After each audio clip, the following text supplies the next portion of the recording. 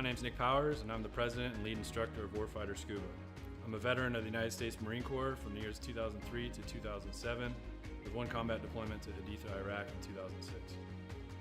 Throughout my time overseas, I experienced a lot of situations that you wouldn't necessarily find yourself in the United States. IEDs, getting shot at, rocket attacks, mortar attacks, you name it, it happened. When I got out of the Marine Corps in 2007, I tried to adjust back to civilian life, and the whole time you're in, you just can't wait to get out. And when you get out, you start to realize, did you make the right decision? 9 times out of 10, most of the guys that get out, they immediately plummet into a depression cycle because you don't have that structure anymore that the military provides you. And this hit me super hard.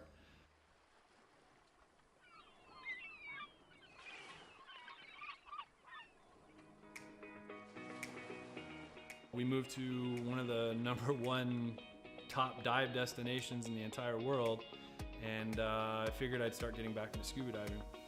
And after our first couple dives, I realized how peaceful it was underwater and how none of my problems followed me. You're just there in the present moment. I had the idea for Warfighter Scuba, and I kind of hinted at it, and they said, "You go for it." And that's basically how Warfighter Scuba was born.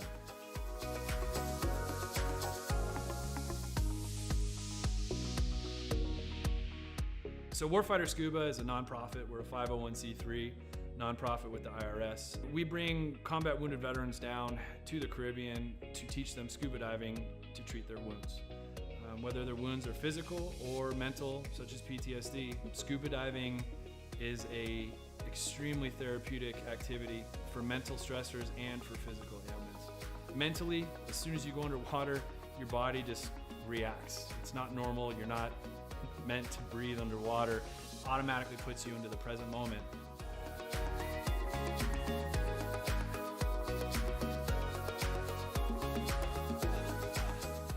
You have nothing but peace and calm. This ability to separate yourself from reality really allows veterans to find out what their trigger mechanism might be for their particular mental stressors.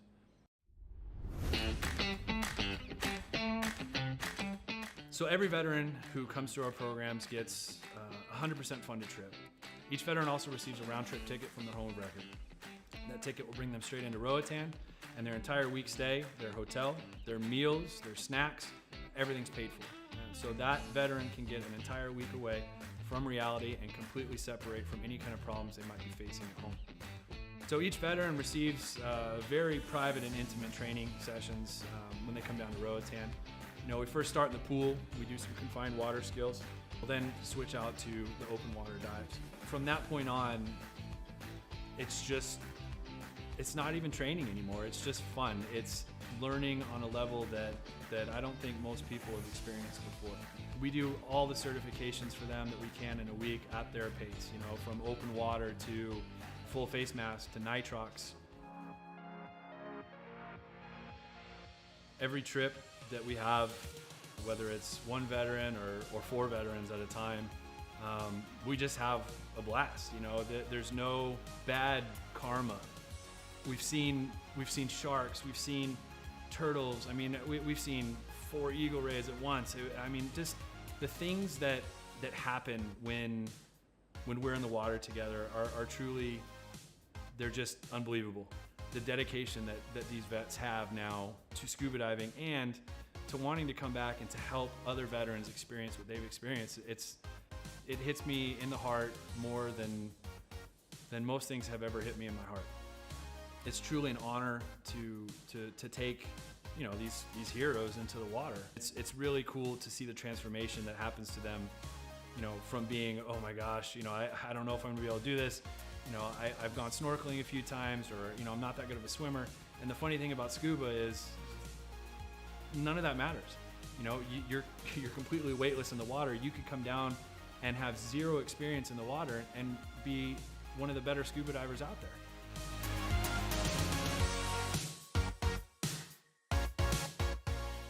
So as with all nonprofits, we rely solely on generous donors such as yourselves.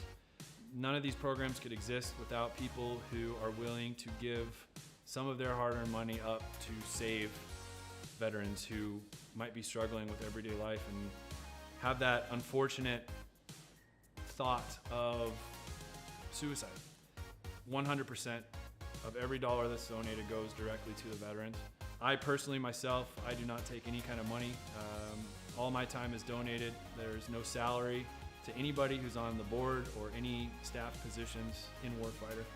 Donations can be made on our website at www.warfighterscuba.org. And remember, every donation is 100% tax deductible.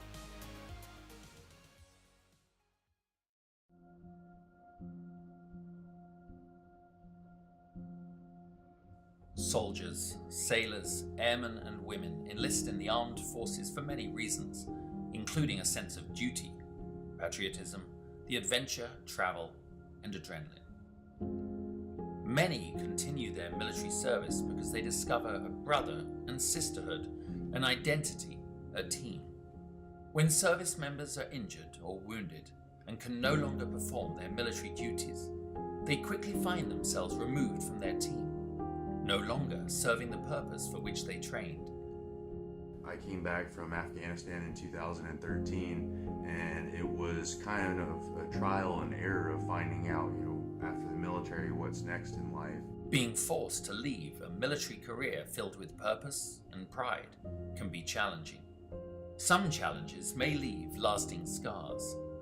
An illness, wound, or injury can make anyone question their worth and sense of belonging after military service. 35 years in the Army, and I needed something to transition into.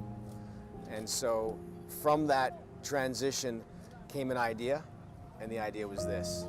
Even though a military career may be coming to an end or already ended, recovery can occur in the most unexpected places with unforeseen opportunities. Recovery, whether physical or mental, has no defined beginning or ending.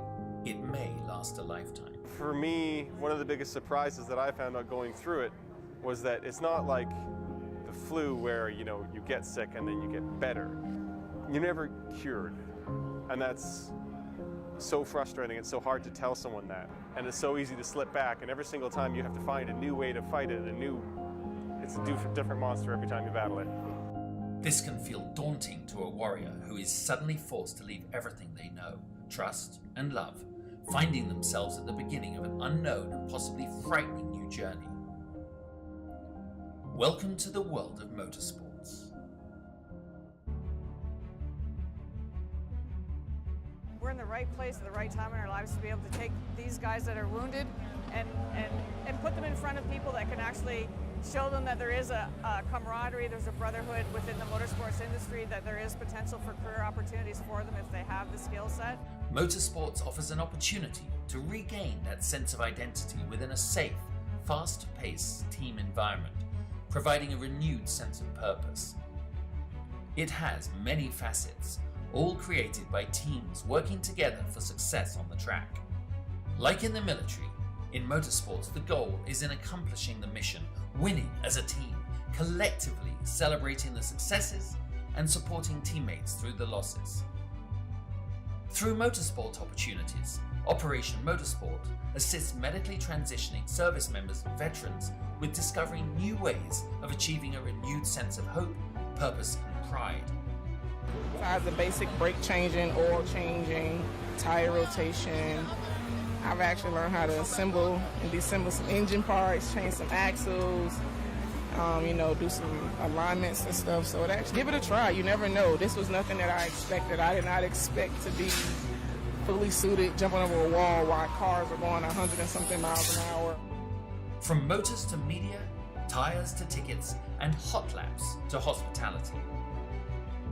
Operation Motorsport provides beneficiaries the chance to become immersed within professional motorsports and provides them with the opportunity to find out firsthand what captivates their imagination and interest.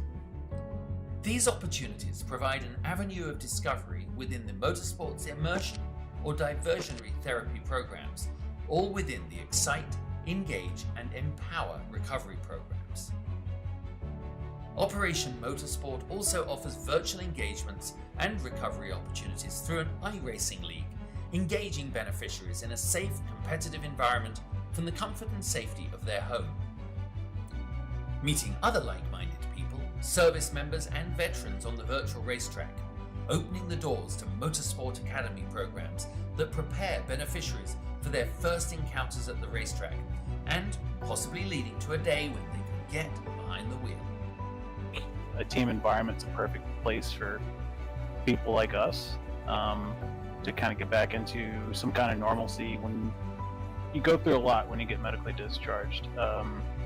And it kind of sucks and you put through the ringer, but I feel like what Operation Motorsport's doing is just something that's just really valuable. Operation Motorsport prides itself in keeping beneficiaries engaged after the race weekend, throughout their recovery and beyond, through our recovery programs, or as a member of the 22 pit crew. No matter the background or story, Operation Motorsport is always there to listen, provide a safe and comfortable space, and a trusted circle of confidence that is open and honest about what difficulties may lie ahead for those transitioning out of a military career. Operation Motorsport believes in the power of team, identity, and purpose.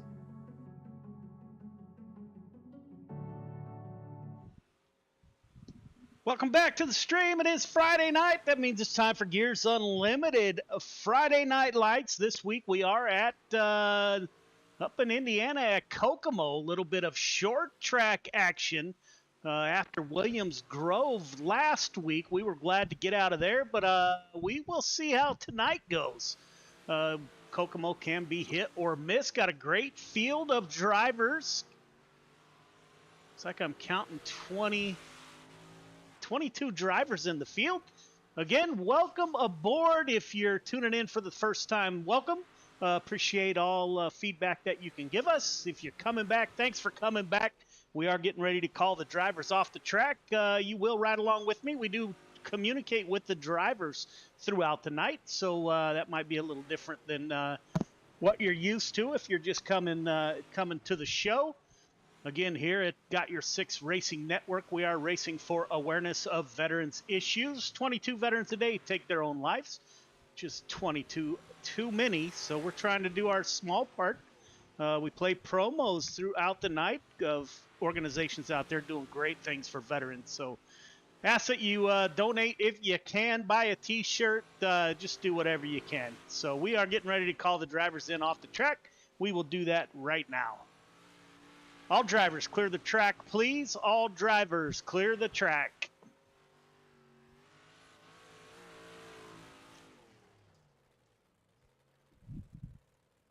Hi, drivers. Welcome to Gears Unlimited Friday Night Lights, the A&J Landscaping 358 Modifieds at Kokomo. This is week 4. We'll go over the rules real quick.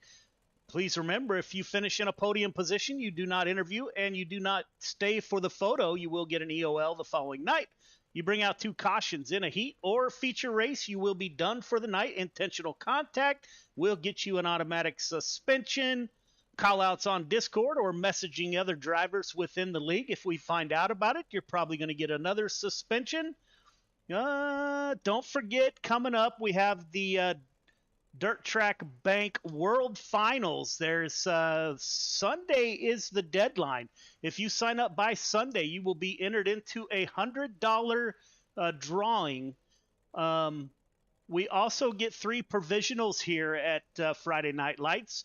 The leader in the any of the 3 divisions, 358s, limited modifieds, or 305s.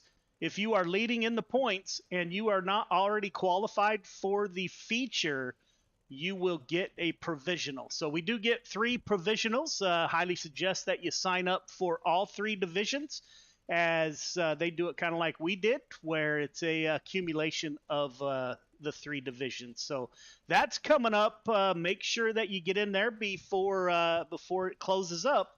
Again, that $100 drawing expires on Sunday.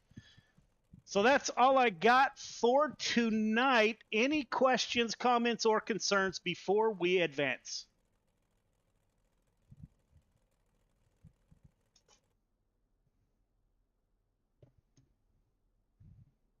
Say that again.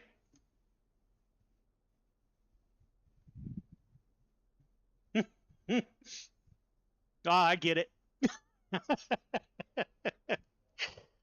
All right, fellas, we're going to advance. I wish you all the best of luck.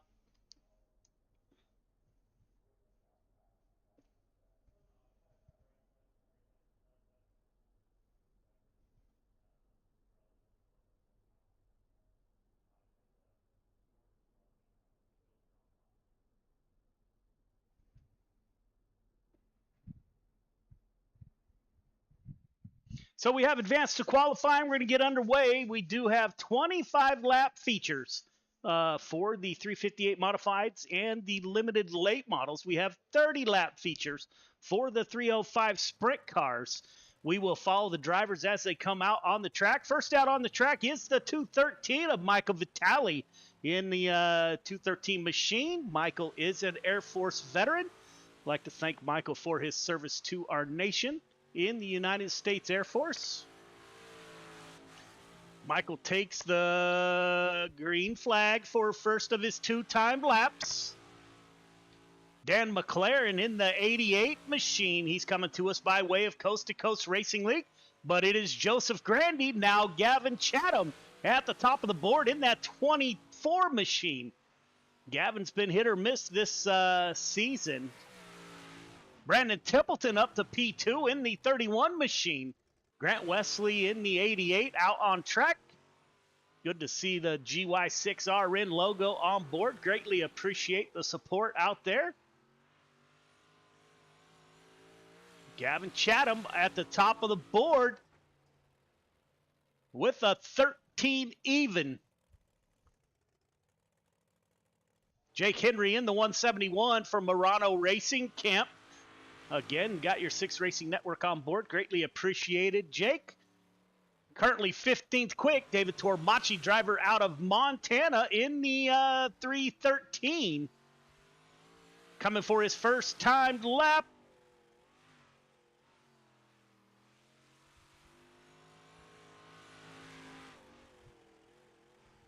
'20th quick for that 313. Again, Dan McLaren in the 88 is 16th quick. Jordan LaFawn in the 11 car, driver out of Indiana. Jordan was in Disneyland last week when that storm blew through, so he did miss last week. Glad to see that him and his family are alive and well. See how the 11 car does. Coming to the flag stand. 17th quick for the number 11 machine. Donald Ingram, or James Ingram, in the 40 machine. We do have 3 Ingrams in the field, 2 brothers, and this is the dad. James currently 20th quick. Anthony Marjulio from the Mass Mafia stables. Currently 12th quick for Anthony with a 13-13. Michael Carter busts up that front row. He breaks the 13-second barrier. 12.96 for the 15. That is your points leader currently. Carter, Wesley, Vitale, Cox, Dixon are your top 5 in points as we are in week 4. So put Michael Carter in that 15 with your quick time. Heat 1 to the grid. Heat 1 to the grid, please. Michael Carter, Joseph Grandy on the front row. Randall Dixon, Cale Smith in row 2. Donald Ingram, Samuel Bachman in row number 3. John Morano and David Tormachi rounds out your field of 8 drivers. All right, drivers, welcome to heat number 1. Leader, you know the drill. 1.5 car length behind the pace truck. Everybody else, once you get the 1 to go, tighten it up. Half car length, feed yourself the car in front of you. Start is on green. Do not jump the start. Do not pass before the start finish line. You got 8 laps to get it done. Last I checked, there were 22 drivers in the field. So if that is still the case, everyone will move on. If we do get a caution, I ask that you get back into position as quickly as possible as things happen in a big hurry here at Kokomo. Race hard, race clean, good luck. That 15 car on the pole spells bad news for the rest of the field. His teammate Cale Smith in the 115. He qualified a little bit further back. You get those two together, they've been nose to tail the last couple weeks. So the CTM crew has been on a tear. As says Joseph Grandy, he's had some bad luck getting involved in incidents that weren't necessarily his fault, but he is quick up front. Pace truck is off as the 15 car will take us to the green flag. Coming off of turn number 4. Looking good. The field is lined up. Green flag is out. We are underway. It is Carter on the bottom. Grandy wastes no time, as does Carter. Gets to the high side. They swap. 518 goes down low. Carter on the high side in the 15. 518 is going to be looking for a spot up high. He's able to break up the CTM party by getting in between Carter and Smith. Put the 518 in P3. Samuel Bachman in the last top 4 will automatically transfer to the feature. The 007 of Samuel Bachman is currently the 4th driver on lap 3 of 8. Randall Dixon, the first car on the outside looking in that 11 machine. He's got pressure from behind. Donald Ingram in the 10 car. Donald also served the United States Navy. So Donald, thank you for your service. Up front, Carter pulling away, running the high side. Grandy in line, as is Carter. Samuel Bachman thought about ducking low inside the 115. Don't know how hard these transfer drivers will run. Randall Dixon is the first car on the outside looking in. They will most likely be transferring to a B main tonight if they can't make that pass. We are working lap 6 of 8, now 7 of 8.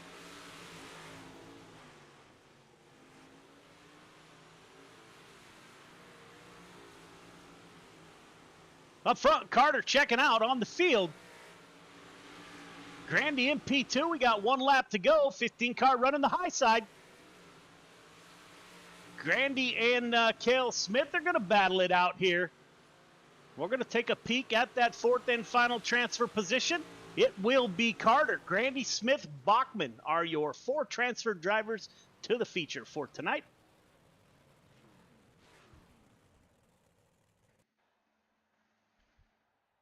Heat 2 to the grid. Heat 2 to the grid, please.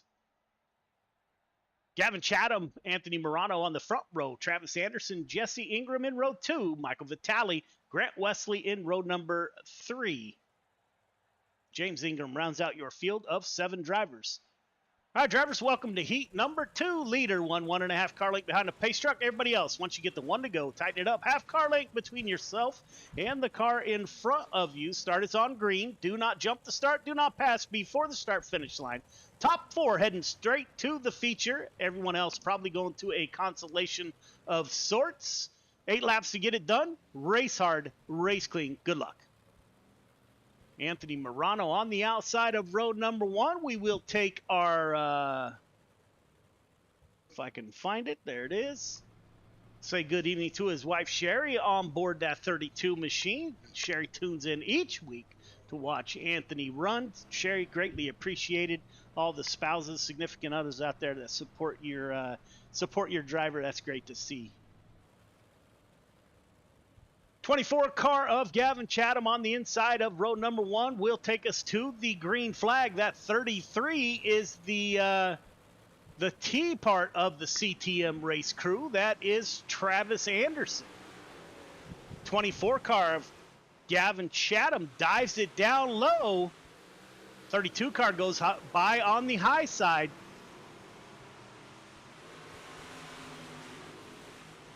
Now the 7 car sends it in. That's James Ingram, sends it in, takes away P2 from Gavin Chatham. It is a battle for that 4th and final transfer position between the 33 and that 88, as those 2 are going to battle it out. 33 car of Travis Anderson is going to make a move on the outside of the 24. That will put Gavin Chatham on the bubble if the 33 can make the pass, and it looks like he will.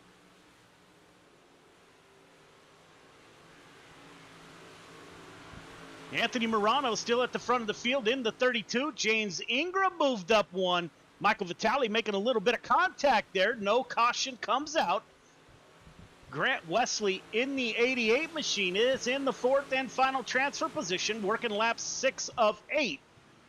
Gavin Chatham's going to battle it out with Michael Vitale for that 5th position.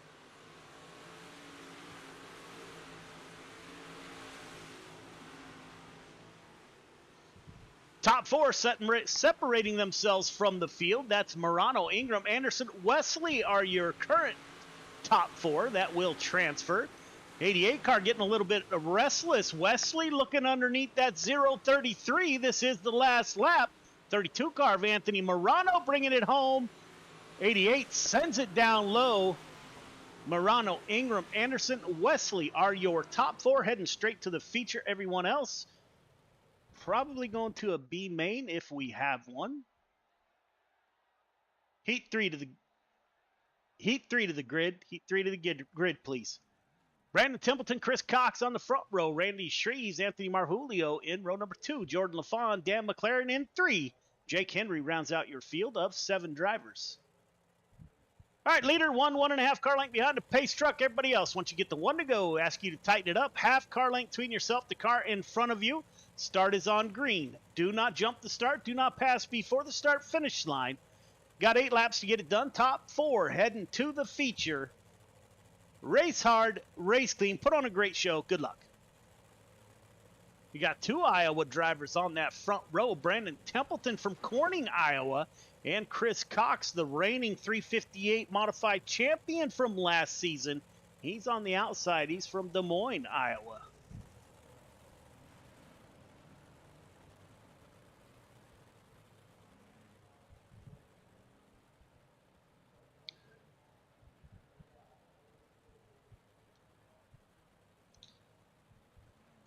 Again, thank you all for tuning in.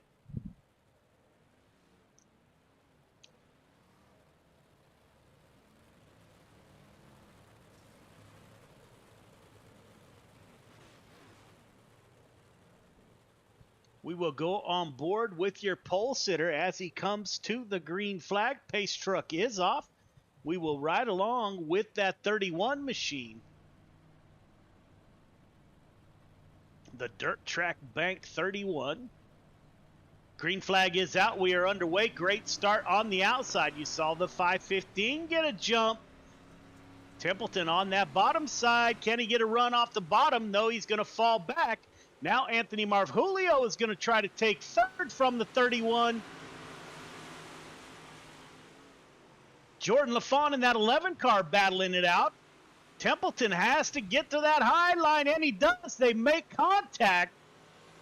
Templeton will find himself in P3. Dan McLaren in the 880 machine is in the 4th and final transfer position. Randy Shreves in the 56, not far behind.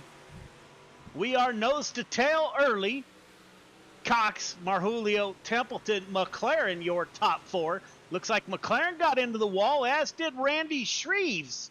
That will move Jordan LaFawn, the first car on the outside, looking in at an automatic transfer to the feature. Meanwhile, up front, Cox getting it done. Nose to tail, kind of got spread out here. Working lap 6 of 8.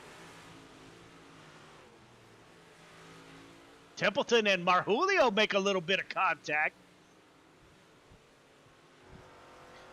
Go on board with Marjulio. Not sure where Templeton went. Let's see if we can find...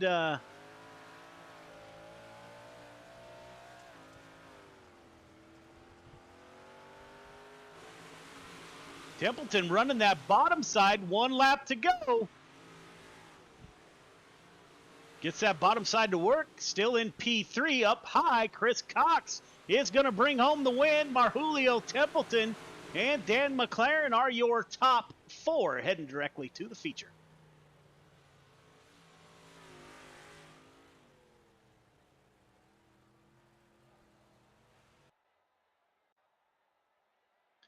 Three minutes of warm-up.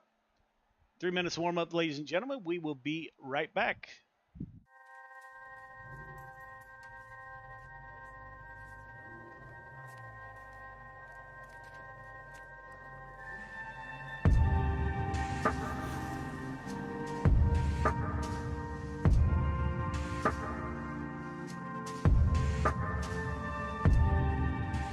biggest thing is getting the word out, awareness of Mission 22, the struggle as it is to fight PTSD and suicide.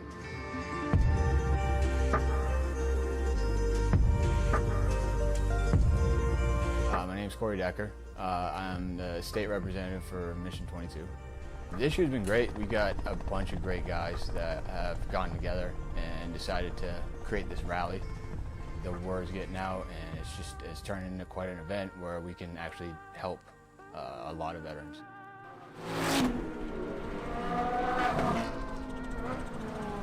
It's a great event, but you really have to go and see it for yourself, and it's really one of those things that's an experience.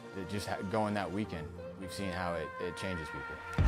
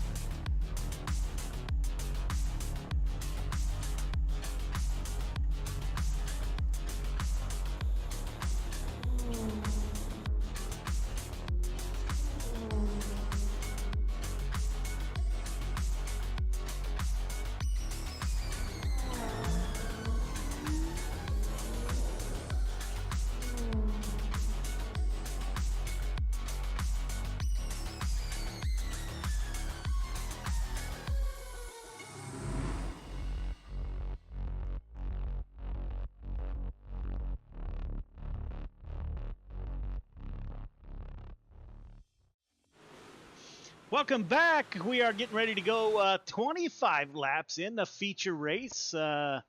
Winners of features do qualify as long as they run at least 6 races. Hold that thought. We will be right back. Feature to the grid, please. Michael Carter, Anthony Morano on the front row, Chris Cox, Joseph Grandy in row 2, Jesse Ingram, Anthony Barfulio in 3, Cale Smith, Travis Anderson in 4, Brandon Templeton, Samuel Bachman in 5, Grant Wesley, Dan McLaren in row number 6, Randall Dixon, Gavin Chatham in 7, Jordan LaFawn, Donald Ingram in 8, Vitaly Henry in 9, Morano Ingram in 10, Shreves and Tormachi round out your field of 22 drivers. All right, drivers, welcome to the feature leader. 1.5 car length behind the pace truck, please. Everyone else. Once you get the 1 to go, half car length between yourself, the car in front of you. The initial start is on green. Do not jump the start. Do not pass before the start finish line. Got 25 laps to get it done. If a caution does come out, get back in line as quickly as possible. Race hard, race clean. Good luck. Your points leader, Michael Carter, in that 15 machine, is on the front row. He has been hard to deal with once he gets on that front row. And the 115 of Cale Smith, his teammate, will roll off in P7. Anthony Morano in the 32, and the Morano crew get better and better each week. Green flag is out. 25 laps to get it done. 15 car hugs that bottom side. Can he get enough bite off the bottom? He didn't have enough to slide up. Will he get up? He's got room now. He's making that bottom work. The rest of the field will take note of that. His teammate, the 115, moved from 7th to 3rd by running the bottom. You can bet the rest of the field sees that. Cale Smith up to P3, while Michael Carter, my apologies, Anthony Morano now falls back to P2. Back it down.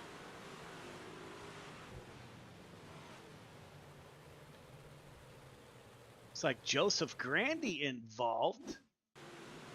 Let's take a look at that 518, that light blue car. Running below Chris Cox, currently in the 6th position.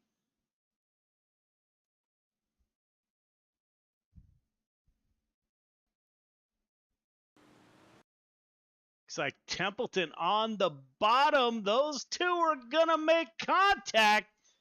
The 31 into the back of the 518. That will send the 31 to the back of the field for the restart.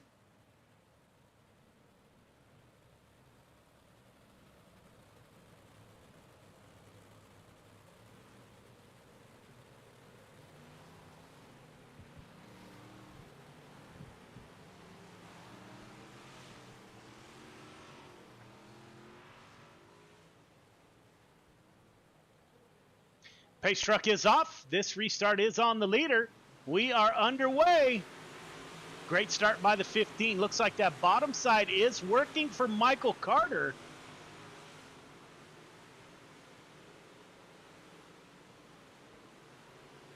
We're 4 wide back here. Grant Wesley battling it out with Chris Cox, the 7 car of Ingram, the 88. Oh my goodness, we are side by side. The 33 car trying to move through the field. That's Travis Anderson. He's trying to join his teammates at the front of the field. Take a look at the 33 car. Those are his 2 teammates right in front of you. Anthony Morano continues to run that outside. Now he's got company up there. That is the 88 car of Grant Wesley.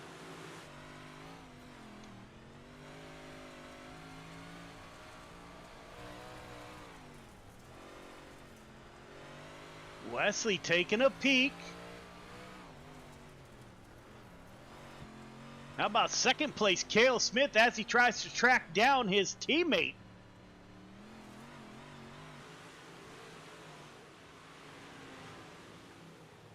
Samuel Bachman involved in an incident. Again, your replays tonight brought to you by the Dirt Track Bank. I'd like to thank the good folks at the Dirt Track Bank for all they do for Got Your Six Racing Network. It is the 007 of Bachman. Gets into that outside wall. Open wheel car. Climbs up that wall, over he goes. So he will head to the back for bringing out the caution.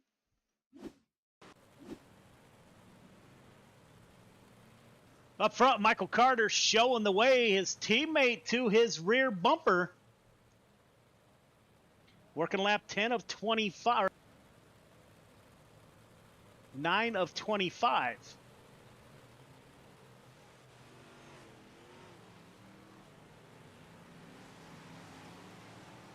This will be the last 2x2 lineup. We will go single file from here on out.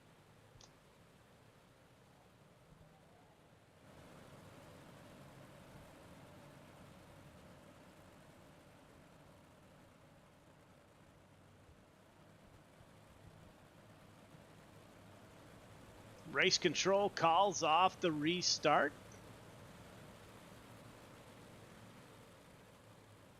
Three CTM cars, all 3 in the top 4.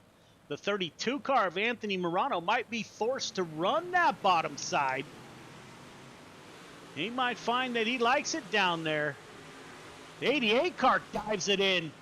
He dove in deep. That was Grant Wesley.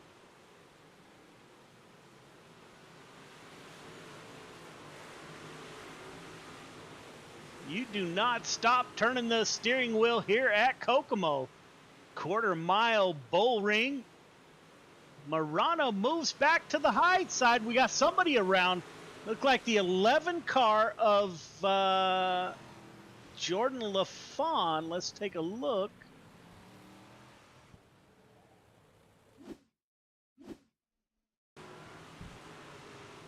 Not sure who it was. Someone right in here. That was LaFawn that got in there on that bottom side in the 11 machine. Collects a whole bunch of drivers there.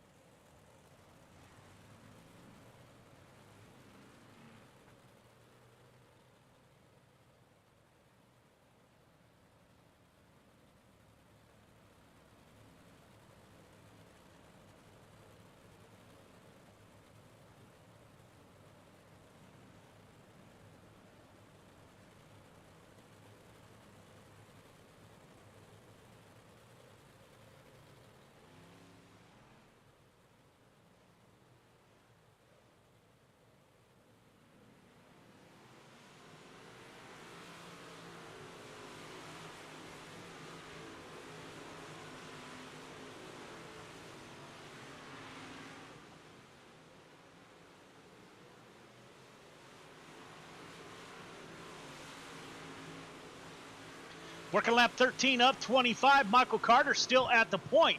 His teammate, Cale Smith, in the 113 is in P2. Anthony Morano continues to run that high side. Grant Wesley able to make the pass. He is currently the last car in a podium position. Wesley getting a good run off the top side.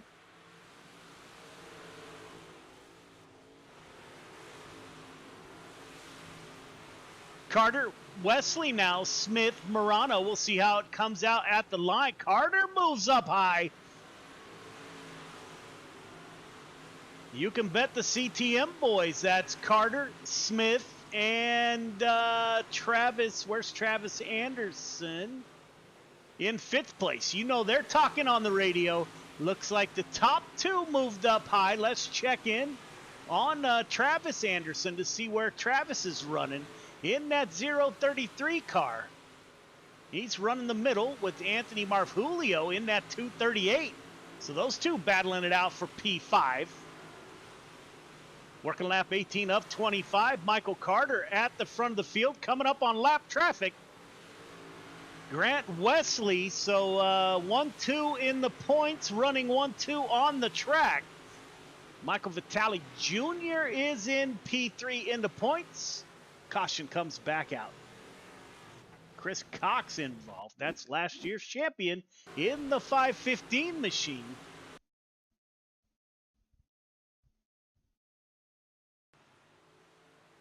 Running the high side. Same story. Gets that right front into the wall. The car climbs up and over he goes.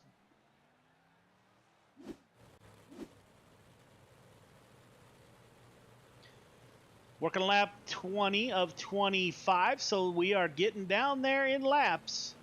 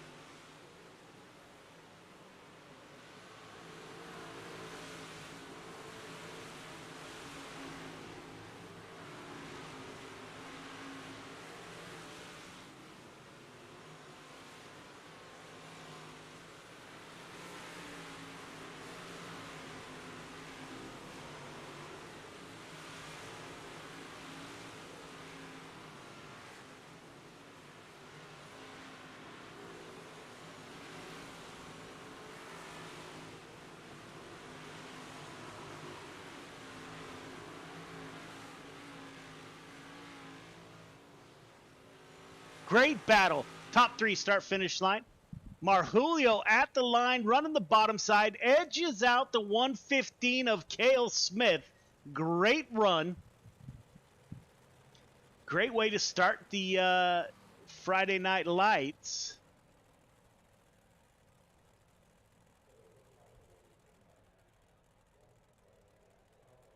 Don't forget to go up for your interviews. Kind of confused here as it is Cale Smith on the podium picture.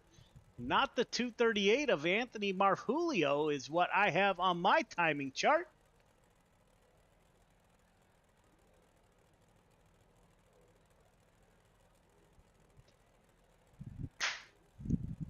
No. We will have to get a word here with Cale Smith. I'm not sure what's going on.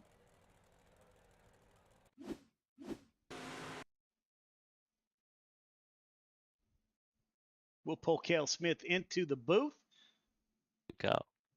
The 115 of Cale Smith moves up 3 from his starting position. Cale, this is Joe. You got me? Yeah, Joe, I got you. Man, great run. You and Anthony Marjulio battled it out. My SDK is still showing Marjulio as the third place finisher. So I'm not sure what's going on, but yeah, I'm not sure, man. Great run. Walk me through your night, moving up through the field. And once again, once you and that 15 hook up, man, that is a hard pair to get by. It's not one of my better tracks, but I was lucky enough to start on the bottom there. I didn't have a great heat race, but started on the bottom there, and before I knew it, I was in second or third, and we got to check out a little bit there, and then, man, before I knew it, Grant was running the top, flew right around me, and I figured I need to get up there to be able to, get on the podium at least. Yeah, man. So this track was kind of weird tonight because you're right. In the beginning, man, you moved up right through the field. We actually called that out on the broadcast. And then the top came in. And then at the end, it looked like the bottom came back in and then the top again. So it kind of, did you feel the line moving around? Not really. I was searching for it. I was hoping that bottom would stay in, but towards the end there, I knew we were battling, and I figured, hey, I'm just gonna stay on the top because I know I'd get a lot of momentum, coming down the straightaway there, and I was just hoping that'd be enough at the line, and it looks like it was just barely enough. So. Yeah, man, great battle to the end. You moved up 6 points or 6 places in the points last week, so this definitely won't hurt another great finish by the 115. Who do you want to thank for your podium? Yeah, thanks CTM Motorsports, my teammates, Michael Carter on the win. Great drive by him. Travis had a good run too. Sim Coaches, A-Logs Projects, Redline Race Designs. You guys got your 6 Racing Network. Joe, thank you guys. Appreciate it. Yeah, man, you going to do the limited late models? Yeah, absolutely. Right on, brother. Should open up here momentarily. Great run by the CTM crew, man, and we'll see you in the limited late models. Hey, thanks, Joe. Yeah, man. Grant Wesley moves up 9 positions from his start in the 88. Grant, this is Joe. You got me? Yeah, I got you. Man, way to go, brother. You battled through. You moved up to the front. You are second currently in the points behind that 15 car. So you needed to get in front of him, but I will tell you, you did the next best thing, man. You stayed right there in P2. How'd you get through all the traffic? Oh, man, let me tell you what. This thing's just coming up one position short. But, Mike, he's a good driver. He's fast every week. So, I mean, I can't be too upset about a second place. But, yeah, so I kind of screwed up my qualifying. It really kind of stuck me in a hole for tonight. And so I was kind of trying to dig out. I passed a few cars in the heat race. I think I got a 4th. And, yeah, we started 11th, which was on the inside. I prefer the outside around this place. But, I just kind of go where they wasn't. And, you just have to kind of be patient and just wait for the holes to open up around here. So that's what we did. Yeah, man. I was talking to Cale Smith. To me, from the booth, it looked like the line was moving around. The bottom was hot early, like first few laps. Then the top came in, then the bottom, and then the top to finish. So I've never really, of course, I was not in the seat, but never really seen that here at Kokomo. To me, it looked like that line was just moving around everywhere. Did you notice that from the seat, or were you pretty set on where you were going to run?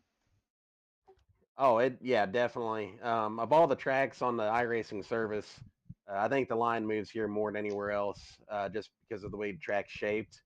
Yeah, it was definitely on the bottom there early. The bottom was really good, even through like the first 10 laps.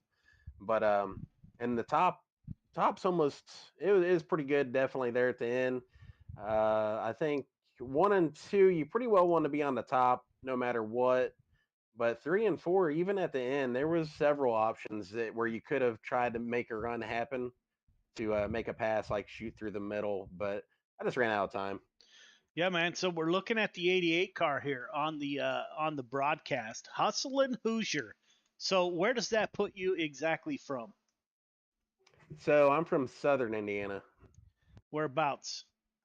Evansville, Get out. very southern tip. Yep. My wife was actually spent her childhood in Mount Vernon, went to modern day in Evansville for high school, and in my military career, I kidnapped her and brought her out here to California when we retired. So we're actually heading back your way, my brother. Within the next couple years, we're thinking northern Kentucky, northeast Kentucky, somewhere. But yeah, man, know the area well. Been there many times. That one I will not forget. A great podium finish for you, man. Who do you want to thank for your podium? Yeah, that's pretty cool. Yeah, just I'd I like to thought thank so. just all your supporters here that make this such a great place. I'd like to thank you for putting on the broadcast. I enjoy watching it. You're on a very professional show. Um, like to thank my teammates, what they are, and my girlfriend Brittany. Yeah, man, great run. We gonna see you the rest of the night. Unfortunately, not tonight.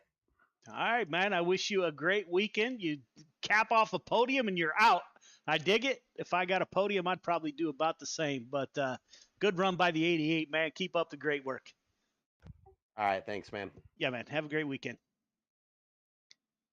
Michael Carter in the 15 card, no stranger to the podium, brings home the win here at Kokomo Speedway. Michael, this is Joe. You got me? Sir. That's how you get it done, man. The CTM boys on the podium. Travis Anderson didn't have a bad night. He came up in P5, so you had all three CTM cars in the top 5. So we were talking about the way the line moves around here at Kokomo. You were running that bottom side, then you switched up to the top. Did you see the line move that much, or were you just going wherever looked good?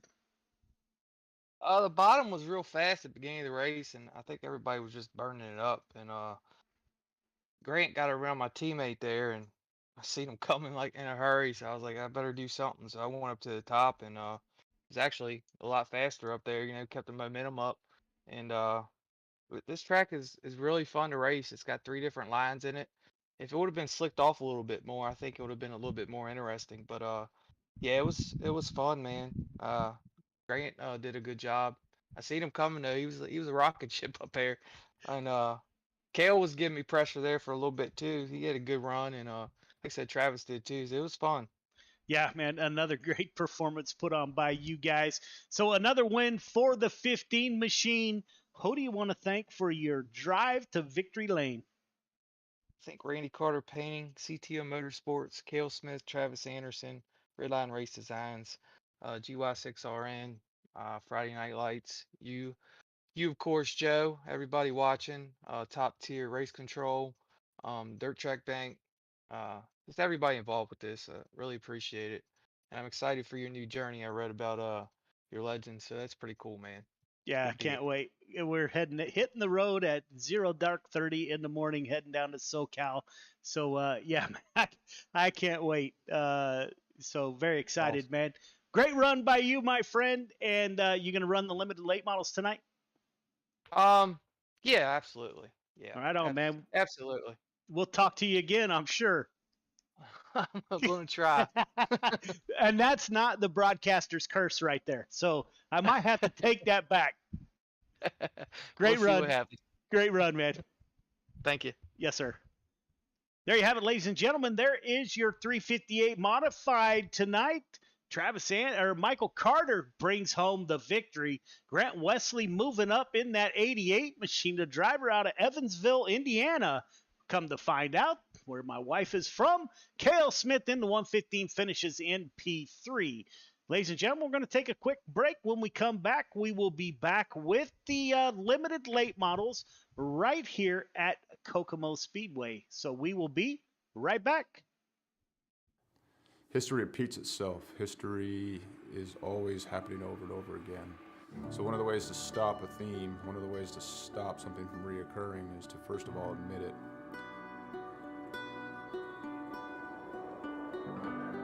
It didn't take long for us to quickly realize that there was power behind Mission 22, power behind its brand, power behind its message, and power behind its people that represented it.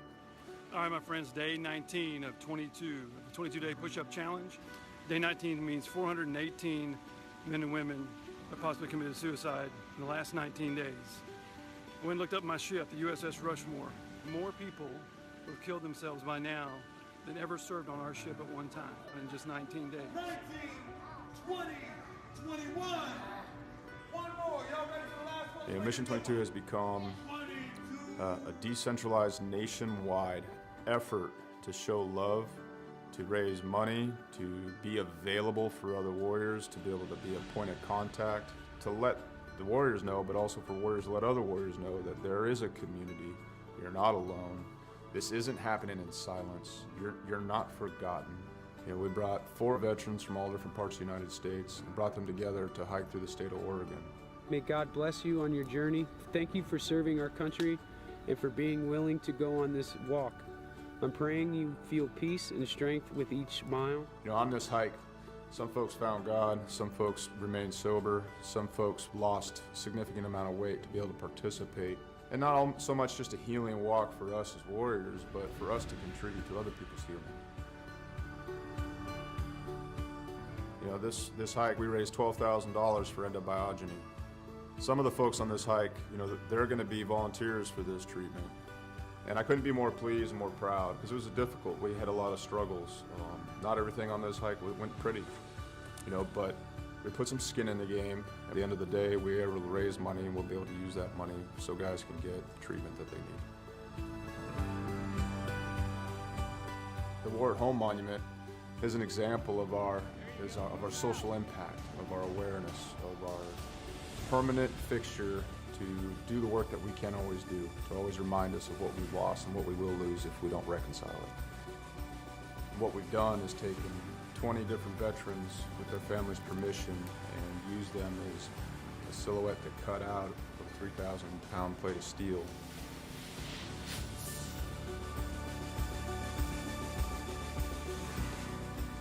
These warriors are placed in a V, and this is to show the size of the problem. This is to show the empty space they leave behind.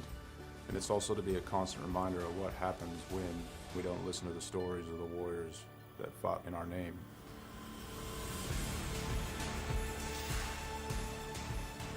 Because it's not okay. It's not okay that everyone didn't know about veteran suicide. It's not okay that these things were a secret or left unsaid, or that it was shameful. It's not okay that it's shameful to suffer alone and suffer in silence, because if you ask for help, that you're no longer a warrior, that you're weak. Yeah. So I come back and I thought everybody else changed. So I pushed my family away. And it took a long time to really realize it because I didn't want to look internally. I got my Class A CDL and hit the road. I was on the road for about 8 years trucking. And this makes me think about how insignificant all of the major things going on are. I mean, what, 1 million years ago, that blew up. And, over time became this.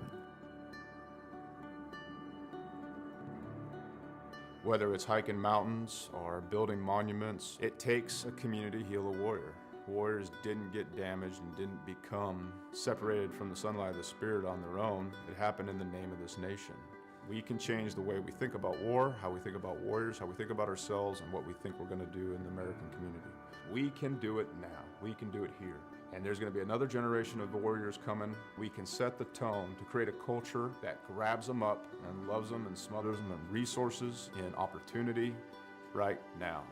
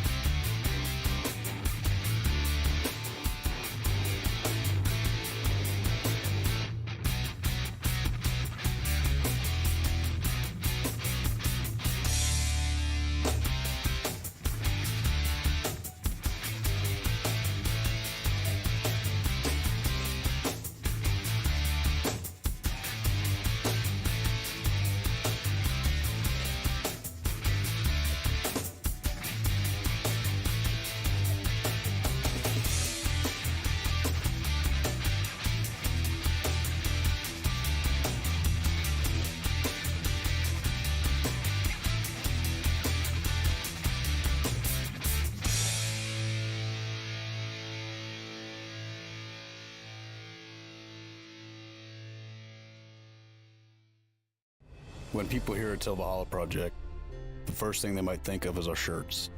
But what most people don't know is that our plaques came first and the t-shirts came second. What some people might not know is that the same shirts that we make day in and day out allowed us to do unbelievable things for unbelievable people. Whether it's donating our proceeds to reduce veteran suicide or gifting handcrafted memorial plaques to the families of fallen heroes, these t-shirts simply stand for honor and freedom, two words that wouldn't exist without our heroes. This makes Till Valhalla Project a place where fallen heroes truly live on forever. Yes, that's why.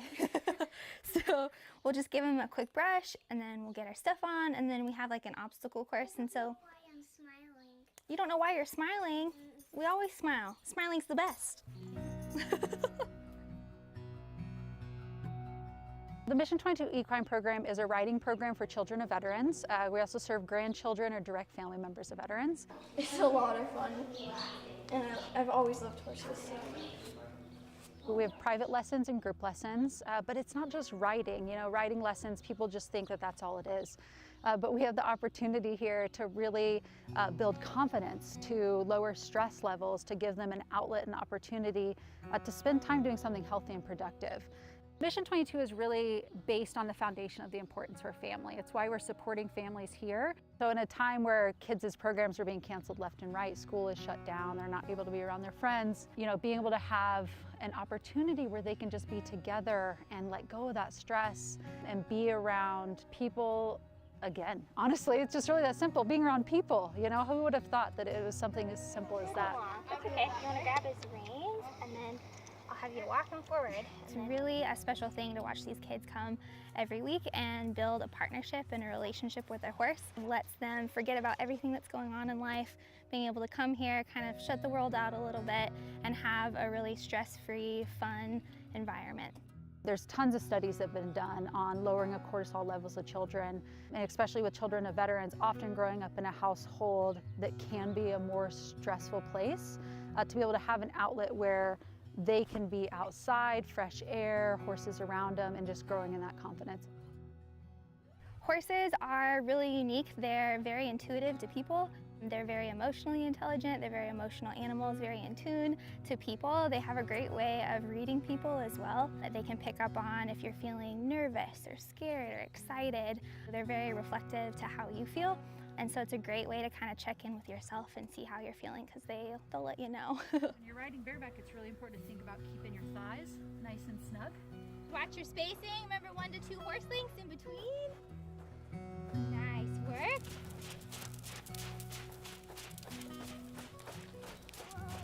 Yep, then you're gonna go through the blue barrels and you can weave through them and you can walk through them. Before we came to Central Oregon, we were based out of Portland. So we were renting an office in the city, we were having to pay to board horses, and it was getting to be exceptionally expensive. And so what it came down to was an opportunity to have a facility that we can grow programs out, that we could have the equine program on our own property that, you know, we can continue to operate during a time that nobody really knew kind of what was happening next. And so having our own facility gave us the freedom to continue serving the families that we care about. It's so fun to see parents come and talk to each other, and being able to kind of share stories, watch their kids together is a really neat thing. Talk about just life in general, having a place to come and to really connect with people. Obstacles. I really like riding the horse because it's the best thing ever, and it's so exciting. By supporting families of veterans on this property through the equine program, it really gives us the opportunity to show that importance. So we're not just supporting their kids, but we're supporting their families. They're having a community here, and building that strong family foundation builds a strong veteran. And that is something that we very much believe in, is supporting the family, supporting the veteran, and that cohesiveness together.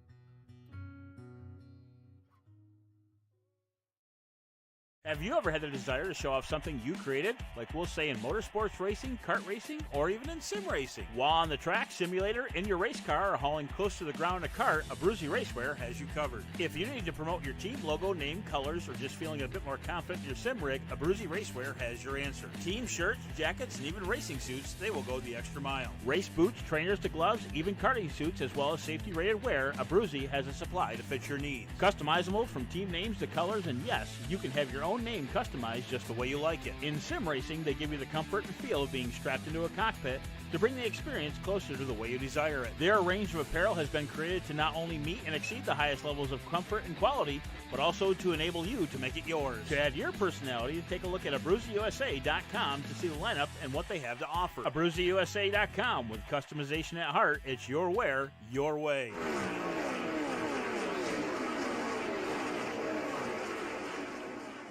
Have you ever had the desire to show off something you created? Like we'll say in motorsports racing? Welcome back. We are back at Kokomo, Indiana with the limited late model division.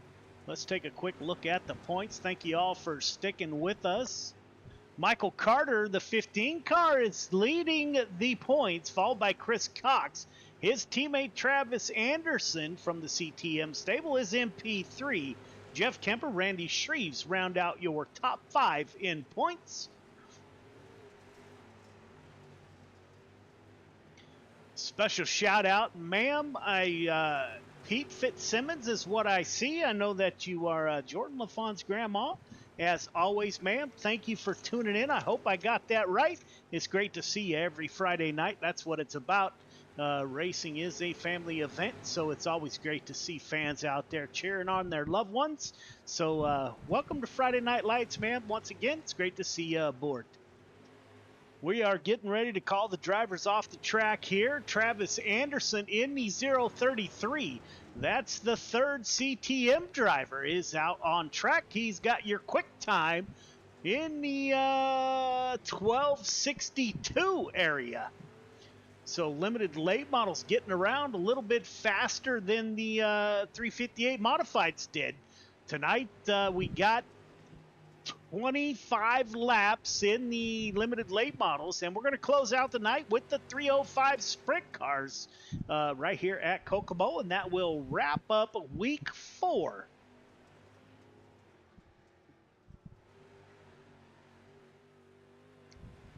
All drivers clear the track. All drivers clear the track, please.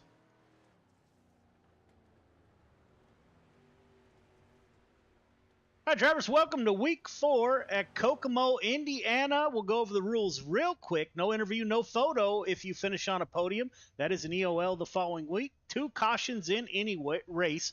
Can be a feature or a heat race. You will be DQ'd from that division. Intentional contact will not be tolerated. Call-outs on Discord or messaging people on other platforms, absolutely not acceptable. So please, before you send out a message, let yourself cool down and make sure that it goes out in the proper tone. Excessive blinking, first time you will be warned. Second time you will get an EOL. Third time you will be asked to park it for the night. Big shout out tonight. The Dirt Track Bank World Finals are coming up. We do have 3 provisionals at Friday Night Lights, but we have had very few drivers sign up for that event. It is a $1,500 payout. How it's going to work is the top points driver in the 358 limited late models and the 305 sprint cars will get an automatic invitation to the big show on the final night of that $1,500 race. So if you are in Friday Night Lights and you are in that position, if you don't qualify naturally, then it will go to the next driver. So that's out there. You got to sign up by Sunday. There is a drawing. It's a $100 drawing. So once you sign up, your name will be entered into that drawing. There's 3 divisions, just like we run our Dash for Cash. So it'll be accumulation. Payout will be based on. So my suggestion is you sign up for all 3 divisions. This is the first journey that Friday Night Lights has taken out. So I hope you guys will support Friday Night Lights and also win yourself a chance to get some cash. So big event coming up at the end of the month. Again, that deadline for the early bird $100 raffle is Sunday night. So please, if you're going to run, get your money in before Sunday. You have a possibility of winning an extra $100. So that's all I have from here. Any questions, comments, or concerns? Now would be the time before we transfer into qualifying.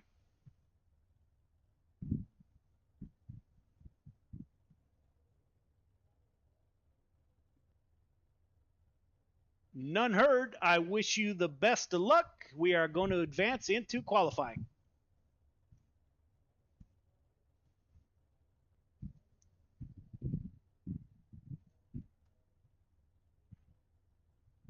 So you have it. We're about ready to go qualifying in the limited late models.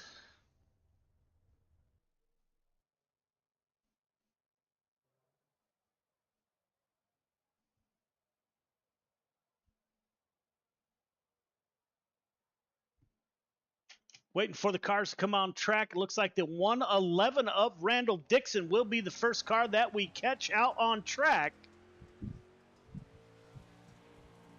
Randall Dixon is currently, check the points here real quick. Randall Dixon is 15th in the points. He's only been with us. He has missed a race, so that has moved him down in the points a little bit. And he's at the top of the board. Jeffrey Kemper, the 181, the driver out of Oregon. Now Anthony Morano, Travis Anderson. That top quick time is transferring between drivers. The 0:33 of Travis Anderson currently running now Chris Cox. Back to Travis Anderson. So Chris Cox and Travis Anderson are battling back and forth. Chris Anderson with a 12:61 in the 33. Michael Carter, he ruins the show. Put the 15. Your points leader on the pole. Gavin Chatham out on track in the 24 car. Currently 6th quick. Kurt Schatzer in the 18. 8th quick. James Ingram in the 40. He's currently 13th quick. Randy Shreves in the 56. We do have a few cars left to go here. 56 of Randy Shreves is out on the track, coming off a turn number 4. 12th quick for the 56. Anthony Marjulio in the 238 had a great run in the 358 modifieds. Driver out of New Hampshire, actually. He's going to come off of turn 4. He's looking for that flag stand for his first timed lap.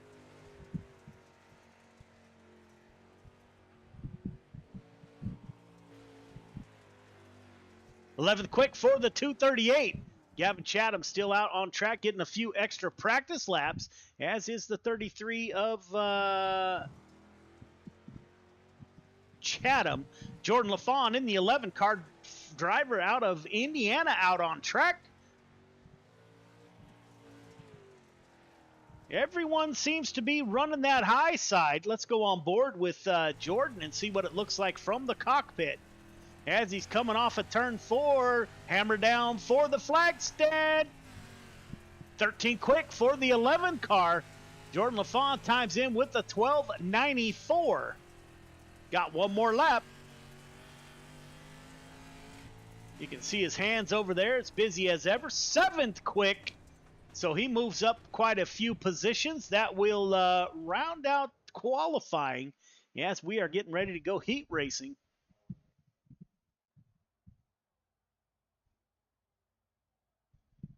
Heat 1 to the grid. Heat 1 to the grid, please. Michael Carter, Chris Cox on the front row. Anthony Marjulio, or Anthony Morano, Jordan LaFawn in row 2. Kurt Schatzer, Jeffrey Kemper in 3. Jesse Ingram, Michael Vitale in 4. John Morano rounds out your field of 9 drivers.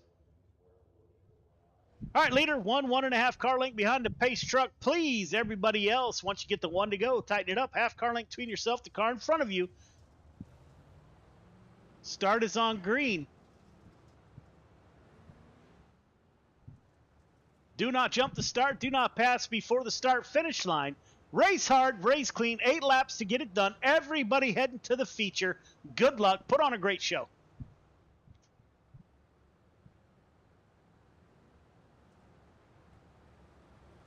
It will be Michael Carter. We've seen this song and dance before. So you got last season's champion to the outside in row number 1. You got a hungry number 11 car in Jordan LaFawn.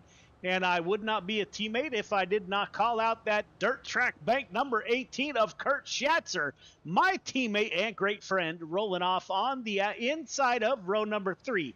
Green flag is out. We are underway. They are nose to nose at the line. Carter dives it down low. They make contact. Carter holds on to it. That will put Jordan LaFawn on the pole. The 11 car did not hesitate, in the right position at the right time. Put the 11 on the point as Chris Cox is in P2. Jeff Kemper in P3, swapping that with Michael Vitale. We are side-by-side contact. Big crash right after the flag stand. Oh my goodness, this has started out. We have had all the action that we could have.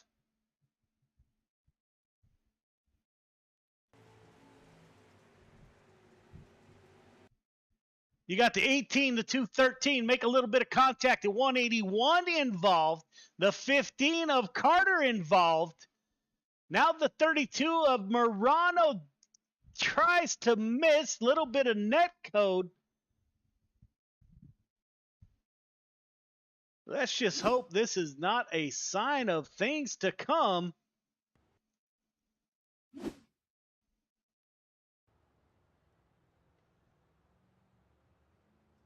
However, we do need to go on board the 32 machine and check and see.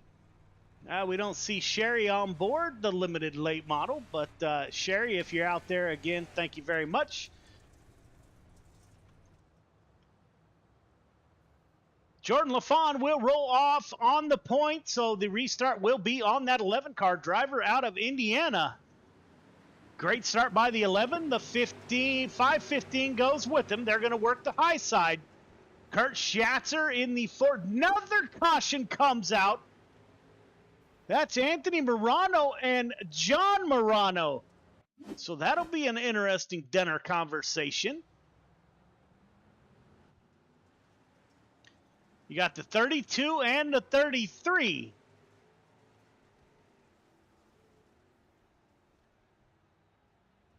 A little bit of Murano on Murano violence there. And up front, looks like Jordan LaFawn. Something happened up front. We have to go back and take a peek at that. That was Chris Cox, Jordan LaFawn. See if we can get a good camera shot. It's LaFawn on the point. 5:15 of Chris Cox makes contact with the 11. Jordan LaFawn tries to hold on to it. The 5:15 of Carter was coming. Carter gets into the 5:15. A lot of beating and banging up front.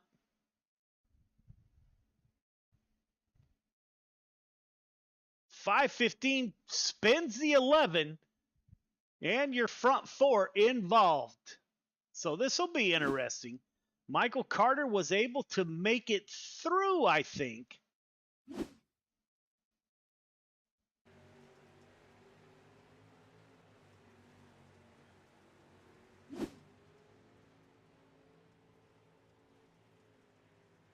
Michael Carter on the point, not sure.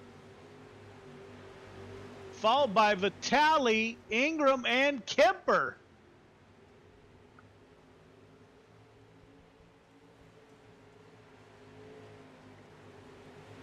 Jeffrey Kemper in that 181 in the final transfer position.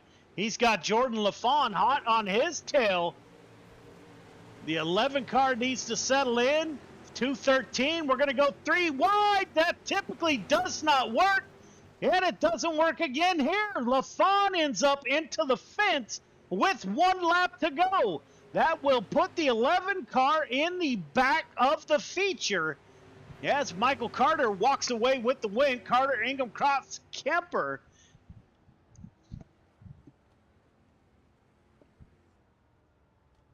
What a crazy heat race.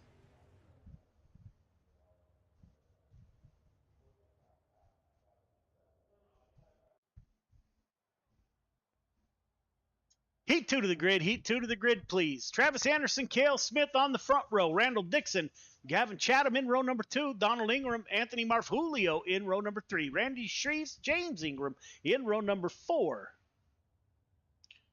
All right, drivers, welcome to heat number 2. Leaders stay 1.5 car length behind the pace truck. Once the pace truck exits, keep a steady pace between there and the green flag. Everybody else, once you get the 1 to go, going to ask you to tighten it up. Half car length between yourself and the car in front of you. Start is on green. Do not jump the start. Do not pass before the start-finish line. You got 8 laps to get it done. Everyone heading to the feature. Let's settle in. Put on a great show. Race hard. Race clean. Good luck. So a lot of action in that first heat. That was kind of different.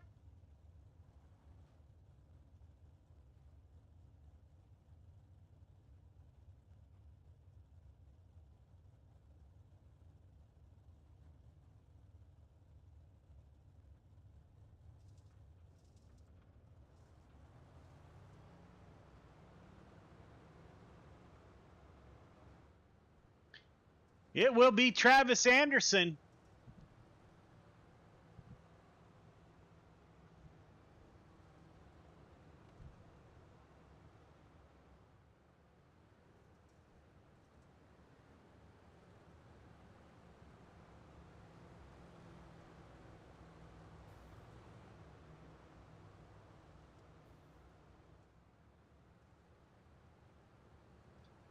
With his teammate Cale Smith to his outside.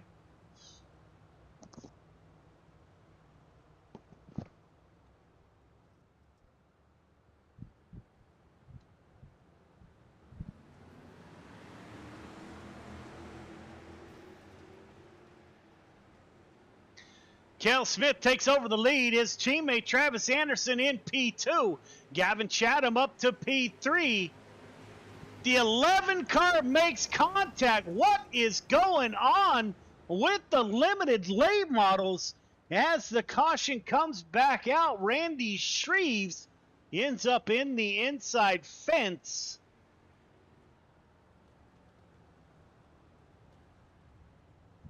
So the limited late models are not starting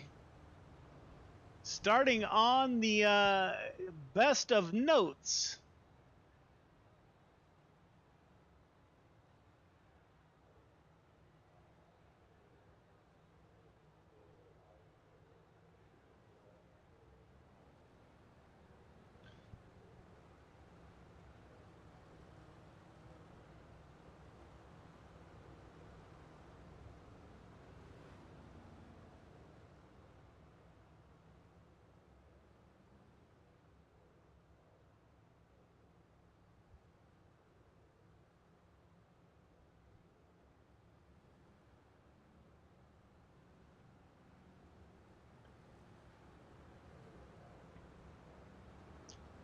And we're only working lap 3 of 8.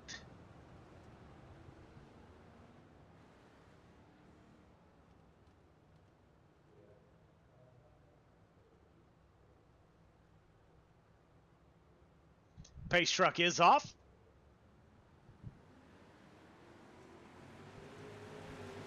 '33 car to the point. Travis Anderson in P1.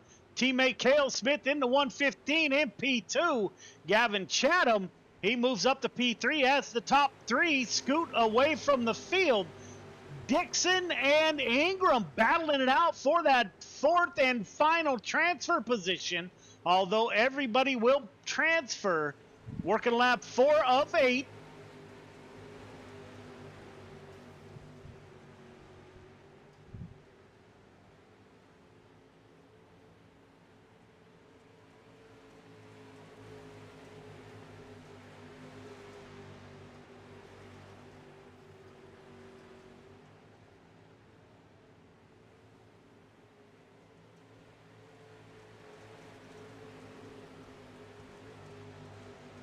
Travis Anderson up front got his teammate Travis Anderson.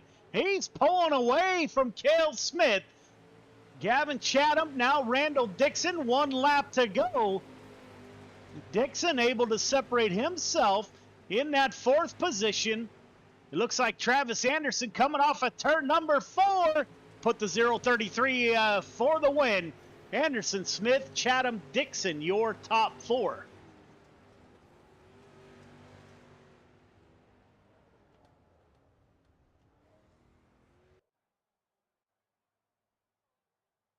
Three minutes of warm-up. Ladies and gentlemen, we got 3 minutes of warm-up, so we will be right back.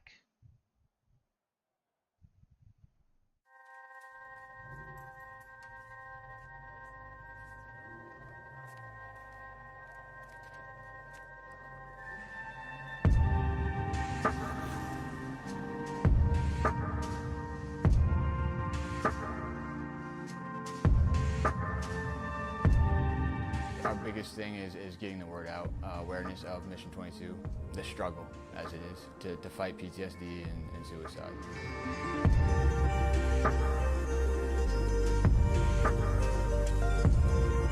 My name's Corey Decker. I'm the state representative for Mission 22. The issue has been great. We got a bunch of great guys that have gotten together and decided to create this rally. The word's getting out, and it's turning into quite an event where we can actually help a lot of veterans.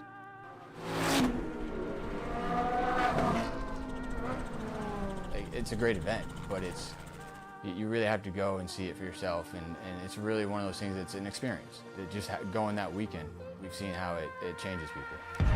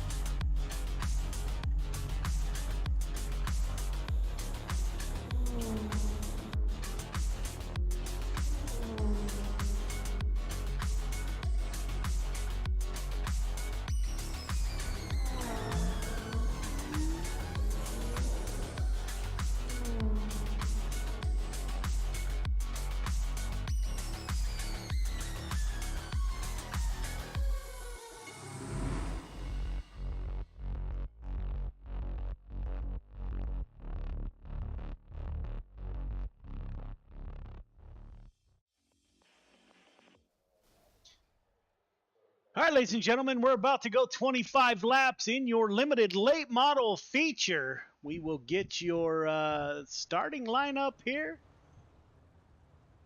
Feature to the grid, please. Michael Carter, Travis Anderson on the front row. Ingram Smith in row 2. Chris Cox, Gavin Chatham in row number 3.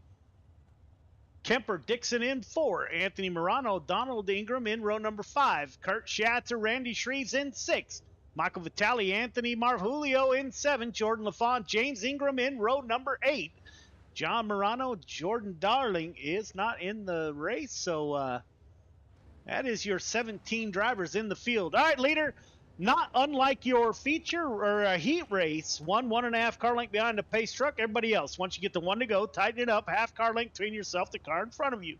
Start is on green. The initial start is on green. Do not jump the start. Do not pass before the start finish line. Got 25 laps to get it done. Heat races were a little bit rough. Let's settle in. Be patient. Work yourself to the front. Race hard. Race clean. Good luck.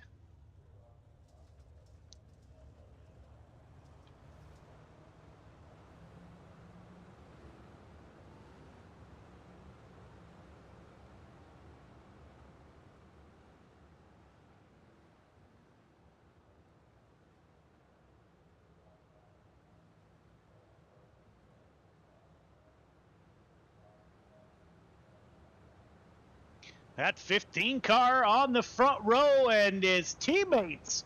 You got the CTM boys starting within the top 4. That's Michael Carter, Travis Anderson, and Cale Smith.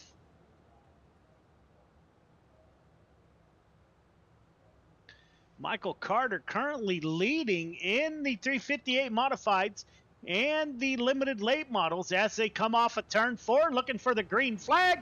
We are underway, 25 laps to settle it. Carter dives for the bottom, slides up, gets to the outside. 33 car into the outside wall. Not sure if a caution will come out. They were beating and banging in the back of the field as Michael Carter takes over the lead. Jesse Ingram in a limited late model is no stranger to the front of the field. Watch the 115. We've seen this song and dance before as Cale Smith is going to battle it out with Jesse Ingram in the 7 car. 115 down low, 7 up high.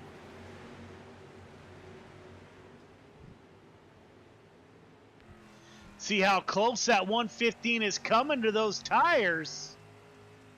Cuts it down in 3 and 4, slides across.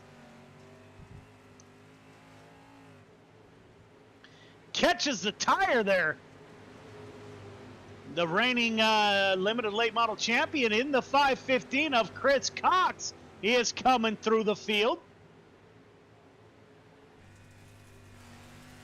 We'll go on board with the Des Moines, Iowa driver.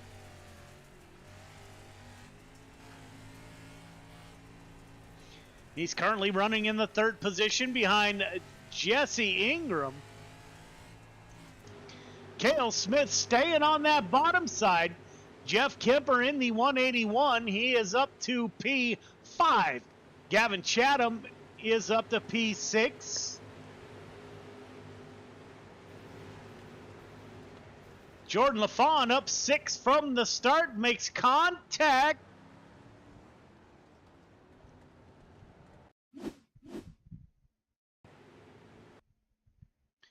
See what happened to that 11 car as he's behind the 32 of Morano. Looks like Morano gets a little bit loose. The 11 checks up.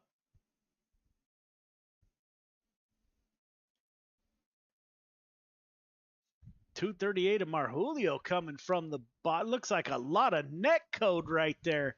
So there was not much contact. It didn't appear. In iRacing, they have a thing that's called net code where the car will make contact. However, by visual, it does not appear that that was the case. So we'll see.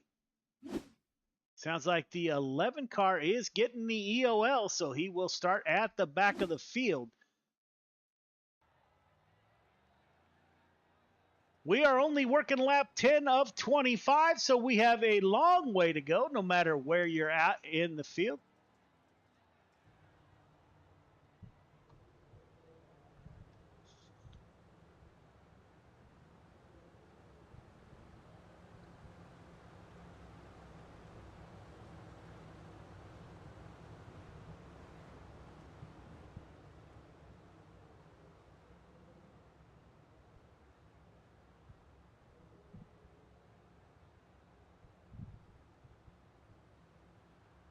We are going to go green next time by. 15 car, Michael Carter. Great start. Carter on the bottom side. Working lap 10 of 25. Those in the back of the field need to settle in, take the positions when they come available. Caution comes back out. Looks like James Ingram involved.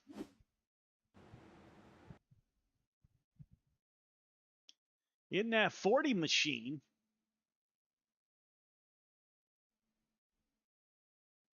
Let's see what happened here. It looks like James is running all by himself.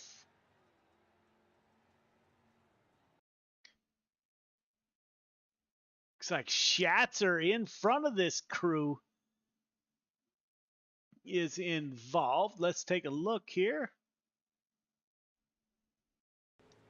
Running behind the 10 car of Ingram. Just gets into that outside, collects the 11 and the 213.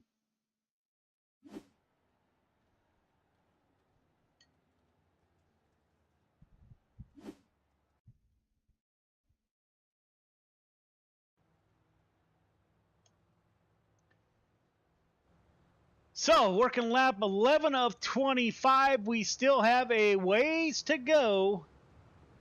Your winner could come from anywhere in this field. I believe this will be the last double wide restart. After this, we will move to single file.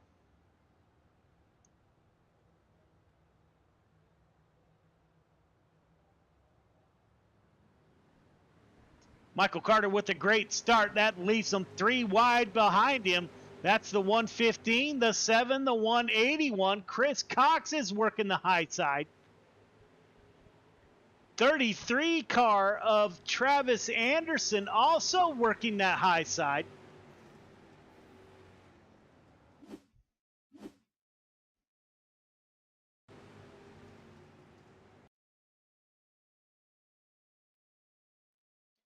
Donald Ingram involved. 213 gets into that outside wall. Looks like the 11 car was also involved.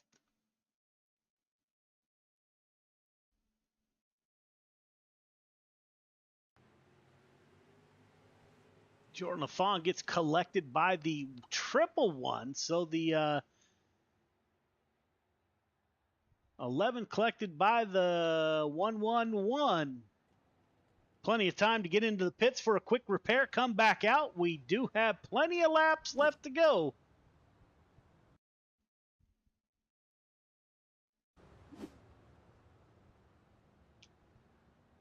Michael Carter at the front of the field. He's got his teammate Cale Smith behind him.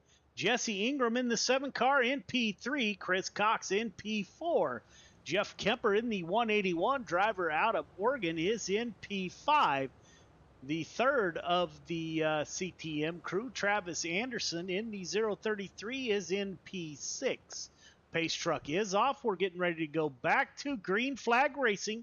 13 of 25 laps completed.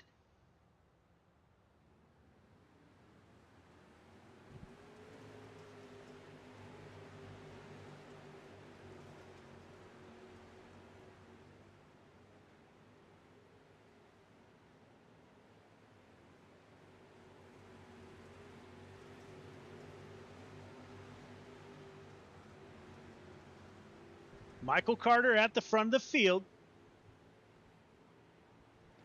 Will we see another 115 finish? Jesse Ingram currently in the 7 car. He's got his teammate to his outside. That is the 515 of Chris Cox, last year's limited late model champion. Jeff Kemper giving it a great go in the 181. He's currently in P5. Gavin Chatham battling it out with the 238 of Anthony Marfulio in the Mass Mafia machine. The 56 of Randy Shreves in P9. Anthony Morano in the 32 is in P10. Donald Ingram in P11. Vitali in row number 12. Regardless, Michael Vitali, don't care where you're running, my brother. Thank you for your service to our country in that 213 car. Power production specialist in the United States Air Force, so thank you for your service. Randall Dixon in the 11 car, running in P13. James Ingram. Everyone else has exited for the night. It is the 15 car up front, battling it out with his teammate on lap 21 of 25. Chris Cox moves up into the third and final podium position.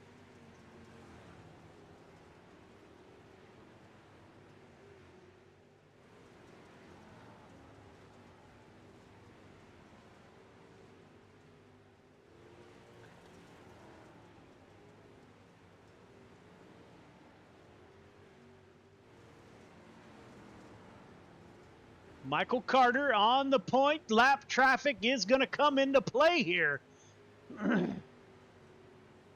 That is James Ingram in the 40 machine on the high side. That forces the 15 down low. On lap 24 of 25, Chris Carter makes contact with lap traffic. He's able to recover. A 1 lap to go. Cale Smith, tired of runner-up positions. Will the 115 be able to close the deal?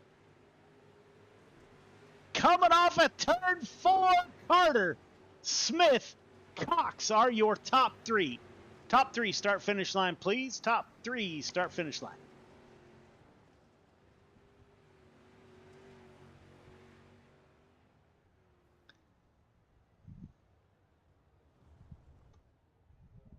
Michael Carter will take home another victory. Cale Smith and Chris Cox on the podium. All right, fellas. Chris, pull up, pull up, pull up. Keep going. Chris, you're good right there. Great photo. Don't forget to go out for your interviews. We will get a word with your top three here momentarily.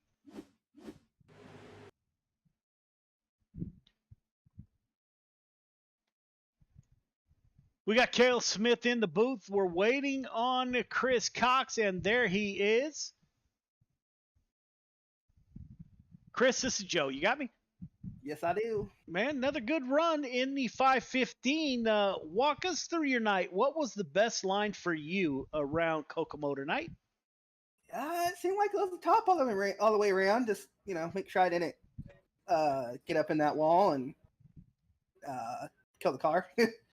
Yeah, we're looking at the track actually as you're speaking, and between the cushion and the slick is maybe a 3-foot patch. So that top became very technical, very quick. Man, how'd you get through everybody? You moved up 2 from your start. Who was your biggest competition out there? The biggest competition was probably my teammate Jesse. He kept just kind of blocking the lines on the straight, so I couldn't get. It's kind of a challenge to get past him. Otherwise, we kept getting up by Smith. But just every time we get by him or like get racing room, it just yellow would come out. So that kind of just screwed us. Yeah, man, but it is another podium nonetheless. Let's take a quick look at the points. You probably know you are currently second in the points, so Michael Carter is currently leading the points. So you are the defending late model champion, which, man, you got a trophy coming your way. I can't figure out how to get a sticker that sticks to carbon fiber. I'm working on it. I'll get that your way. You should have got your shirts. I haven't checked the tracking, but, man, another great run by the 515. Who do you want to thank for your podium finish? I'd like to thank MJC Desktop Fabrications. I'd like to thank the Ingram family. Basically Top Secret, which is all the Ingram family and me. I'm not even gonna ask. You guys for putting this on. Dirt Track Bank for sponsoring it. It'd be nice if Dirt Track Bank would come sponsor me since I'm the one from Iowa. Get a big old Dirt Track Bank sponsored on the side of the car. Man, you can't. I got no. Can't happen. It can happen. It can happen. There's a. Message him and tell him you have a Jesse Sobbings for him on iRacing. Yeah, they are super folks, man. Go ahead. My apologies. Just everything those guys do for us over here. You for putting this on and you for streaming it. The admins that we hired to watch this, they're doing a pretty good job. Way better than most leagues I've ran. The rest of the guys for showing up and racing. That's basically it. Yeah, we don't have as big as numbers as we've used to, but the racing has been super. It's improved, I believe. So that's the drivers wanting to be here that are here. So man, that's absolutely a plus. So congratulations, man. We're gonna see you in the sprint cars. Yes, I will be, and hopefully we get a better race in the sprint cars. All right, man. Good luck. Yep, you too. Yeah, man. Cale Smith brings the 115 home. He moves up 2 from his start. Cale, once again, this is Joe. You got me? Yeah, I got you, Joe.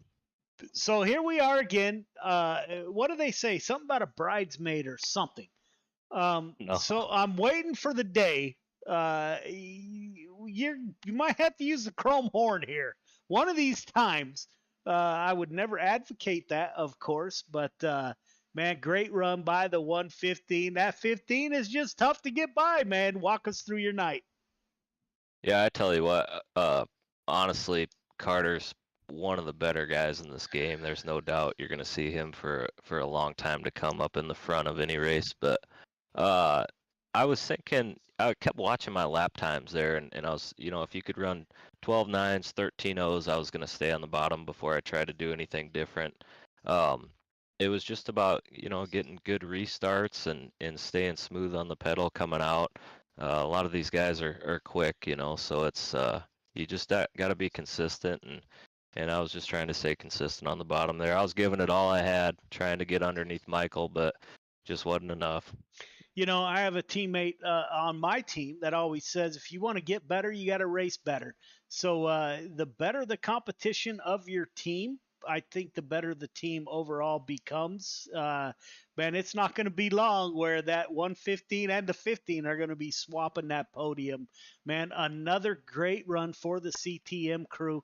Love having you guys aboard. Who do you want to thank for your second of the night podium finish? Thank my team, CTM Motorsports, with Michael. Congratulations on another win. Travis was super fast tonight. I think he got in some trouble there in the beginning, and he battled back to get. I think he was 4th. So congratulations to him. Sim Coaches, A-Logs Project, Redline Race Designs. You guys, for what you do and the everything behind it. The group of guys that are in here, they're really fun to race with. Thanks everybody. Yeah, man, we were talking to Chris Cox. Our numbers have dropped significantly, but the competition and the racing, to me, has improved drastically. And that's not because of anything we're doing. That's to the drivers out on the track. So another great run by the CTM boys, man. I wish you a great weekend. You going to run sprint cars? I'm not going to run sprint cars. I don't, like I said before, I need to get in them more, but I'll run out of talent there. But we'll see you next week for sure. Right on, man. Have a great weekend. All right. Thanks, Joe. Yes, sir.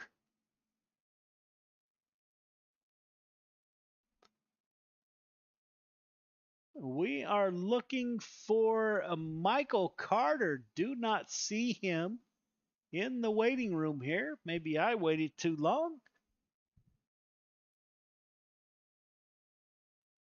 There he is. We'll grab him into the broadcast booth. Michael, I know you were talking to race control, but I just stole you away because it's time, man.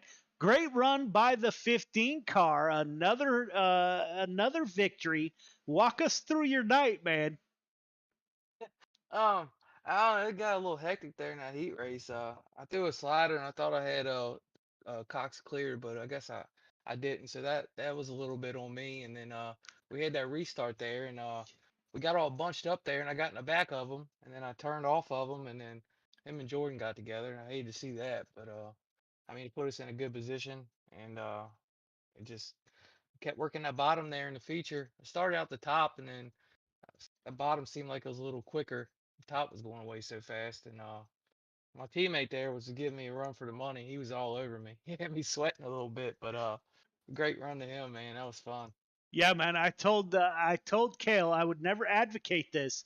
There's gonna come a time where the chrome bumper may need to be honked a little bit here. But yeah, great run by the CTM crew. If you watch the broadcast, the slick went completely to the outside wall in 1 and 2. So the bottom came in. We had 2 lanes of great racing. Kale was right there, man, and Travis Anderson had a good run. So a good run all around for the CTM boys, man. Who do you want to thank for your second drive to victory lane of the night?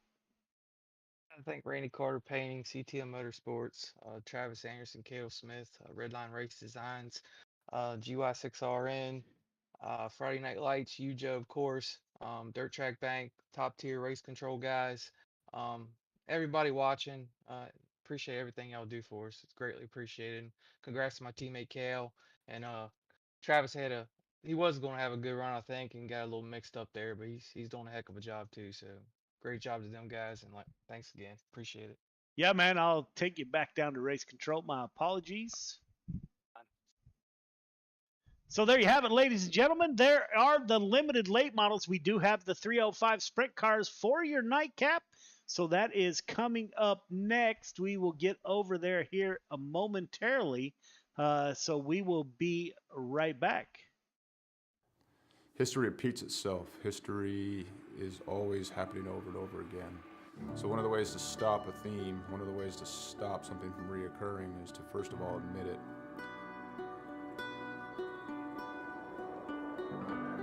It didn't take long for us to quickly realize that there was power behind Mission 22, power behind its brand, power behind its message, and power behind its people that represented it.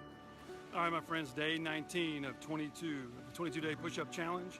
Day 19 means 418 men and women have possibly committed suicide in the last 19 days. I went and looked up my ship, the USS Rushmore. More people who have killed themselves by now than ever served on our ship at one time in just 19 days. 19, 20, 21. One more. Y'all ready for the last one? Mission 22 has become a decentralized nationwide effort to show love, to raise money, to be available for other warriors, to be able to be a point of contact, to let the warriors know, but also for warriors to let other warriors know that there is a community. You're not alone. This isn't happening in silence. You're not forgotten. You know, we brought 4 veterans from all different parts of the United States and brought them together to hike through the state of Oregon. May God bless you on your journey. Thank you for serving our country and for being willing to go on this walk. I'm praying you feel peace and strength with each mile. You know, on this hike, some folks found God, some folks remained sober, some folks lost a significant amount of weight to be able to participate. And not so much just a healing walk for us as warriors, but for us to contribute to other people's healing. You know, this hike, we raised $12,000 for endobiogeny. Some of the folks on this hike, you know, they're going to be volunteers for this treatment. And I couldn't be more pleased and more proud because it was difficult. We had a lot of struggles. Not everything on this hike went pretty, you know, but we put some skin in the game. At the end of the day, we were able to raise money and we'll be able to use that money so guys can get treatment that they need. The War at Home Monument is an example of our social impact, of our awareness, of our permanent fixture to do the work that we can't always do, to always remind us of what we've lost and what we will lose if we don't reconcile it. What we've done is taken 20 different veterans with their families' permission and used them as a silhouette to cut out of a 3,000-pound plate of steel.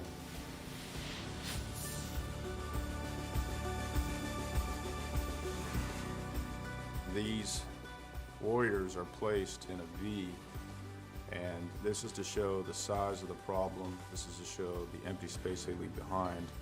And it's also to be a constant reminder of what happens when we don't listen to the stories of the warriors that fought in our name.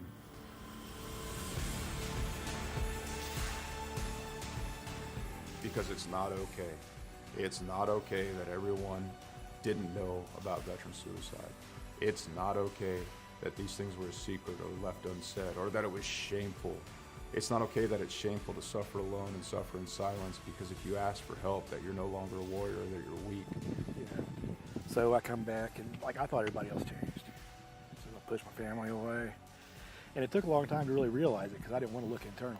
You know, I got my Class A CDL and hit the road. I was on the road for about 8 years trucking. And this makes me think about how insignificant all of the major things going on are. I mean, what, 1 million years ago, that blew up. And, you know, over time became this. Whether it's hiking mountains or building monuments, it takes a community to heal a warrior. Warriors didn't get damaged and didn't become separated from the sunlight of the spirit on their own. It happened in the name of this nation. We can change the way we think about war, how we think about warriors, how we think about ourselves, and what we think we're going to do in the American community. We can do it now. We can do it here.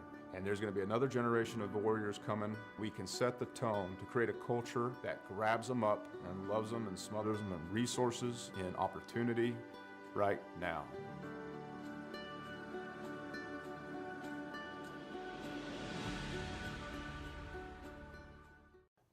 History repeats itself. History is always happening over and over again. When people hear a Till Valhalla project, the first thing they might think of is our shirts. But what most people don't know is that our plaques came first and the t-shirts came second.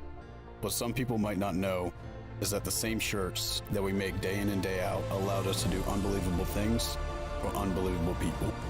Whether it's donating our proceeds to reduce veteran suicide or gifting handcrafted memorial plaques to the families of fallen heroes, these t-shirts simply stand for honor and freedom, 2 words that wouldn't exist without our heroes.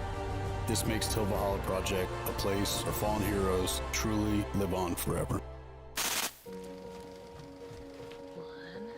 1, 2, 3. I love it, Molly.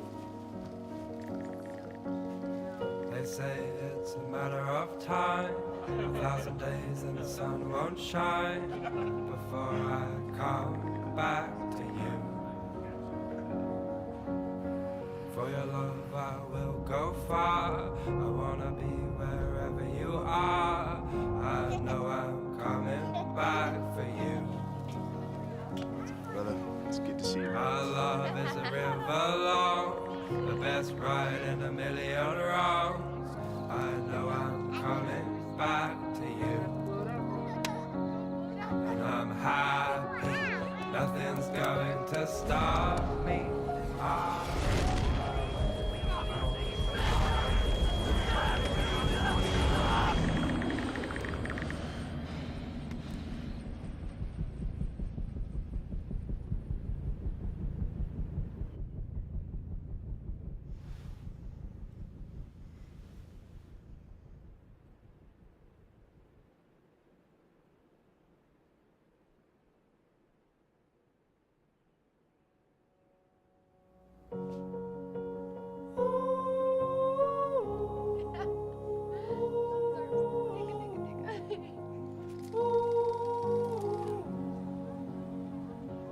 And I'm happy, nothing's going to stop me. I'm making my way home. I'm making my way.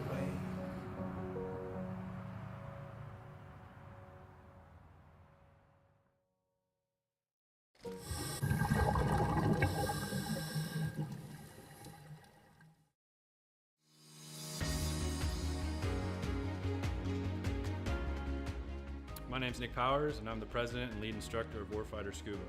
I'm a veteran of the United States Marine Corps from the years 2003 to 2007, with 1 combat deployment to Haditha, Iraq in 2006. Throughout my time overseas, I experienced a lot of situations that you wouldn't necessarily find yourself in the United States. IEDs, getting shot at, rocket attacks, mortar attacks, you name it, it happened. When I got out of the Marine Corps in 2007, I tried to adjust back to civilian life, and the whole time you're in, you just can't wait to get out. And when you get out, you start to realize, did you make the right decision? 9 times out of 10, most of the guys that get out, they immediately plummet into a depression cycle because you don't have that structure anymore that the military provides you. And this hit me super hard.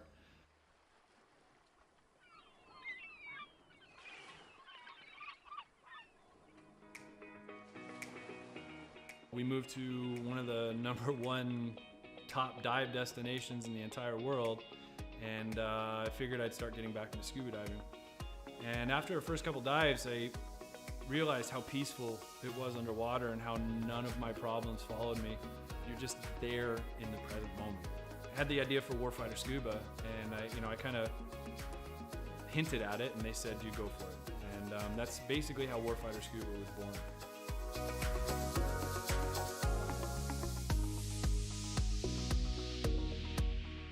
So Warfighter Scuba is a nonprofit. We're a 501c3 nonprofit with the IRS. We bring combat wounded veterans down to the Caribbean to teach them scuba diving to treat their wounds.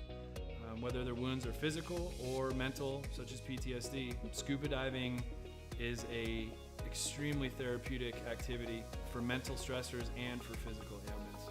Mentally, as soon as you go underwater, your body just reacts. It's not normal. You're not meant to breathe underwater.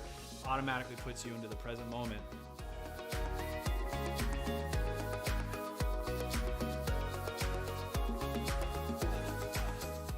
You have nothing but peace and calm. This ability to separate yourself from reality really allows veterans to find out what their trigger mechanism might be for their particular mental stressors.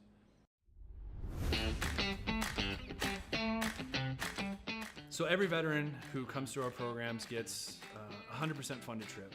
Each veteran also receives a round-trip ticket from their home of record. That ticket will bring them straight into Roatan, and their entire week stay, their hotel, their meals, their snacks, everything's paid for. So that veteran can get an entire week away from reality and completely separate from any kind of problems they might be facing at home. So each veteran receives very private and intimate training sessions when they come down to Roatan. We first start in the pool. We do some confined water skills.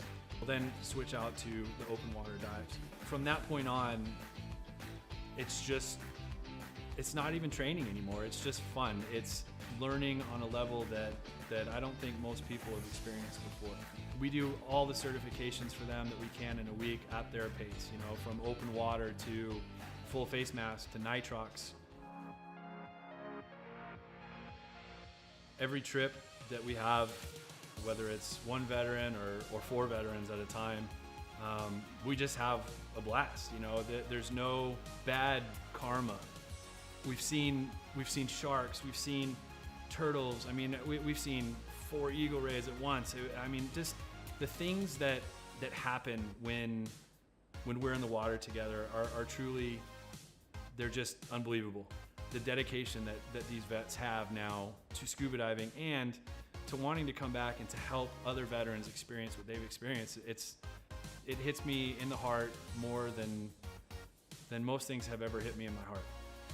It's truly an honor to take these heroes into the water. It's really cool to see the transformation that happens to them, from being, oh my gosh, I don't know if I'm gonna be able to do this. I've gone snorkeling a few times, or I'm not that good of a swimmer. And the funny thing about scuba is none of that matters. You're completely weightless in the water. You could come down and have 0 experience in the water and be one of the better scuba divers out there.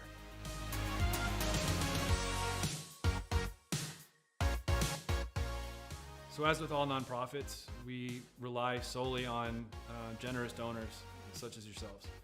None of these programs could exist without people who are willing to give some of their hard-earned money up to save veterans who might be struggling with everyday life and have that unfortunate thought of suicide. 100% of every dollar that's donated goes directly to the veterans. I personally, myself, I do not take any kind of money. All my time is donated. There's no salary. to anybody who's on the board or any staff positions in Warfighter. Donations can be made on our website at www.warfighterscuba.org. And remember, every donation is 100% tax deductible.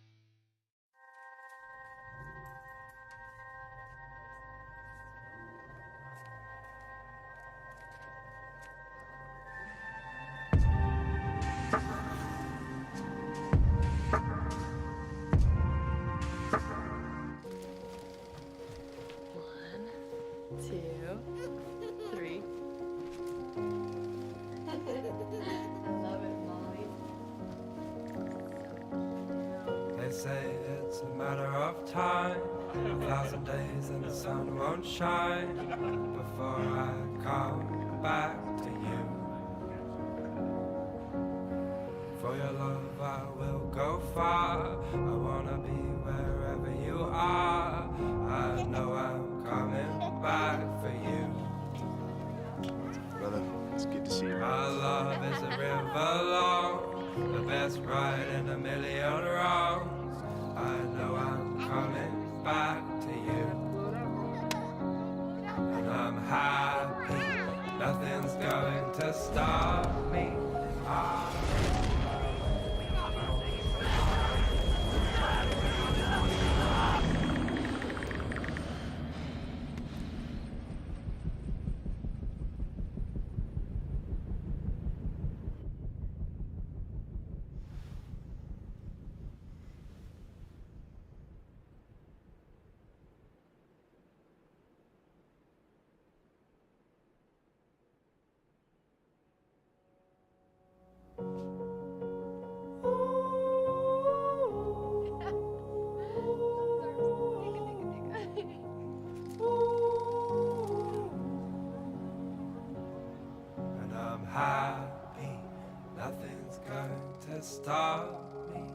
I'm making my way home.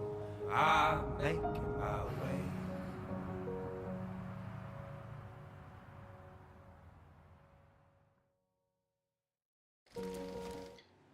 Welcome back, and it's time for your nightcap. That's the 305 Sprint Cars right back here at Kokomo, Indiana.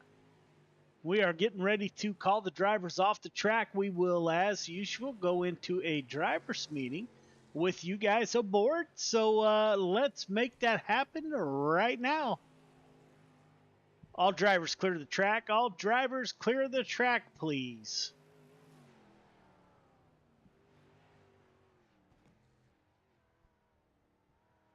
All right, drivers, welcome to the nightcap, the 305 Sprint Cars right here at Kokomo. Brought to you by Raven Graphics. We'll go over the rules one last time.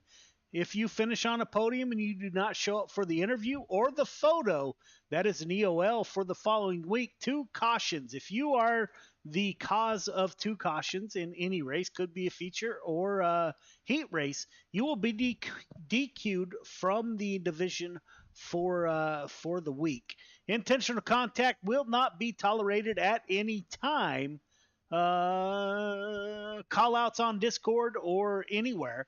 Don't message another driver in this league negatively. Please let yourself cool down before you send out any messages.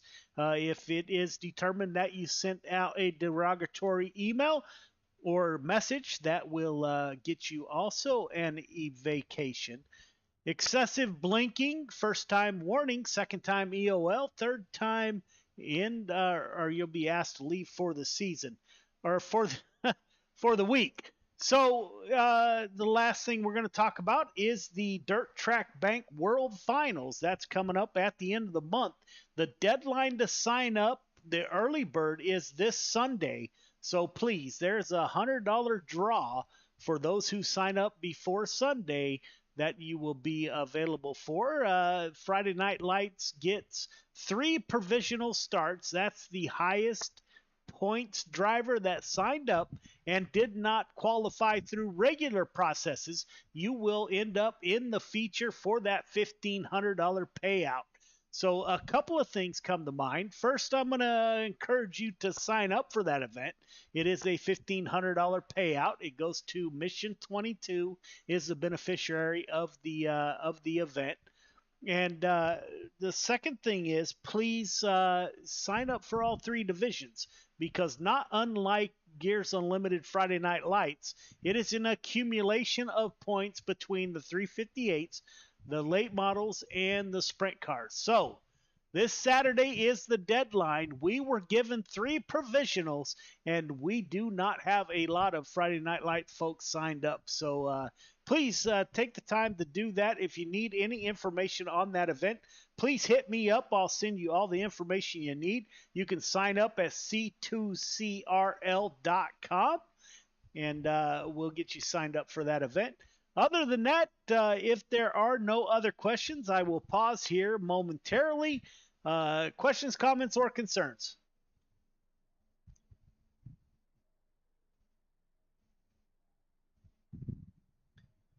None heard. It is time to go qualifying. I wish you all the best of luck. Here we go.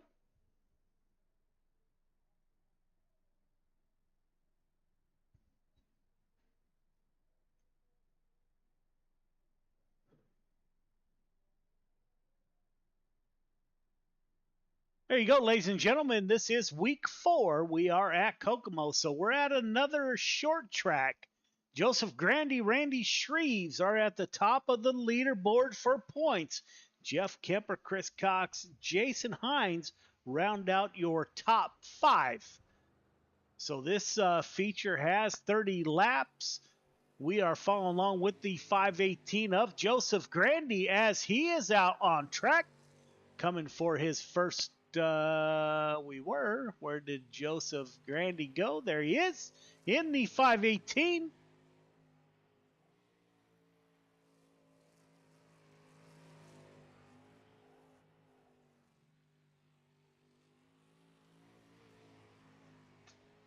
Top of the board, Gavin Chatham. That didn't last long. The 24. Now Randy Shreves, your reigning sprint car champion, is at the top of the board with an 11:65. Jason Hines out on track in the 66 machine. Fourth quick for Jason. Anthony Morano, Jeffrey Kemper just rounding up P7. Jesse Ingram moves up to P6.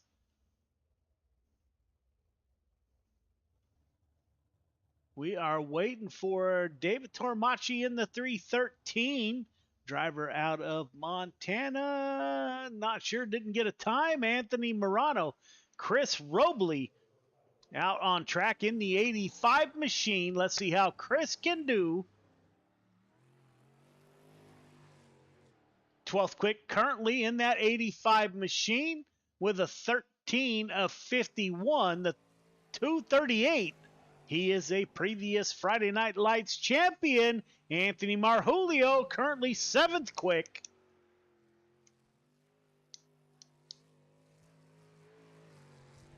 Can he improve on his second lap? No, sir. That's where he will end. Anthony Marjulio, a 7th quick. So there you have it. There's the field. That went by super quick. We got 14 cars in the field tonight for a 30-lap feature race. Again, greatly appreciate everybody tuning in. Please subscribe if you're on YouTube or Twitch. Let us know. Give us some feedback on if there's anything that we're doing that you don't like. Please let us know that. If there's things that you would like, that is also important. Again, welcome to Gears Unlimited Friday Night Lights Ravens Graphics 305 Sprint Cars. We have about 15 seconds until we go to heat number 1.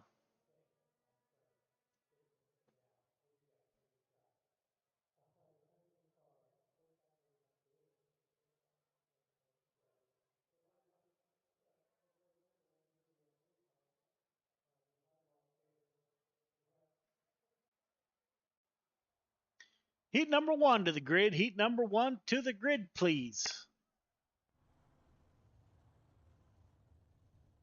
Gavin Chatham, Chris Cox on the front row. Jason Hines, Anthony Marjulio in row number 2.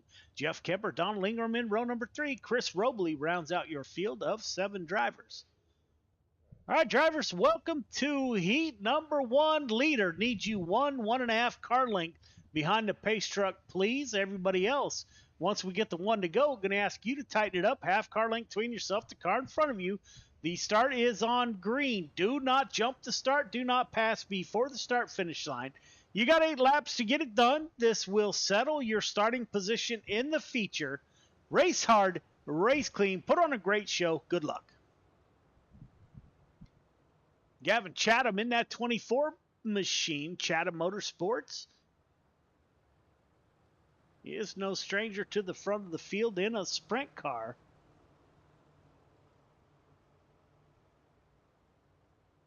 Again, all of our features are 8 laps. We're getting ready to get this done.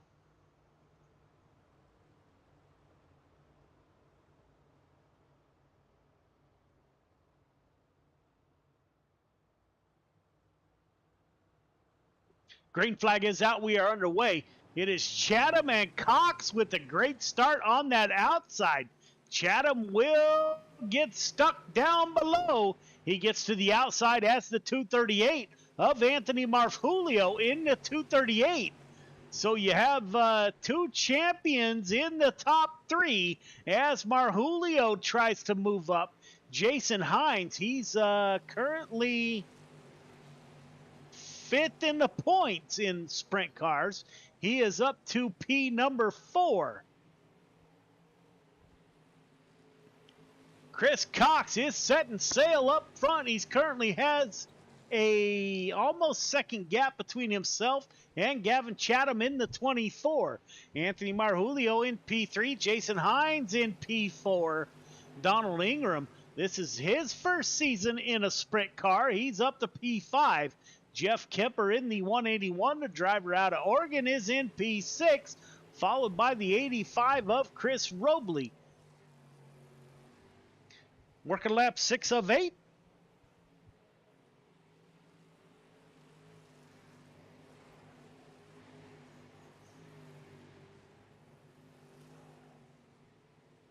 Looks like Jason Hines is getting a little bit antsy back there as he battles previous champion Marjulio. It will be Hines diving down low. He makes the pass crossover from Marjulio. Anthony may hold on to that. Coming to the line. Jason Hines makes it work. Cox, Chatham, Hines, Marjulio are your top 4. Heat 2 to the grid. Heat 2 to the grid, please. Randy Shreve, Joseph Grandy on the front row. Jesse Ingram, Anthony Morano in row number 2. Michael Vitale, Randall Dixon in 3. David Tormachi rounds out your field of 7 drivers. All right, drivers, welcome to heat number 2. Leader, you know the drill. 1.5 car length behind the pace truck. Everybody else, once you get the 1 to go, tighten it up. Half car length between yourself, the car in front of you. The start is on green. Do not jump the start. Do not pass before the start-finish line. Got 8 laps to get it done. Everybody heading to the feature. Race hard, race clean. Put on a great show. Good luck. So your reigning champion of the 305 sprint cars, that's Randy Shreves in that 56. He will roll off on the pole on heat number 2.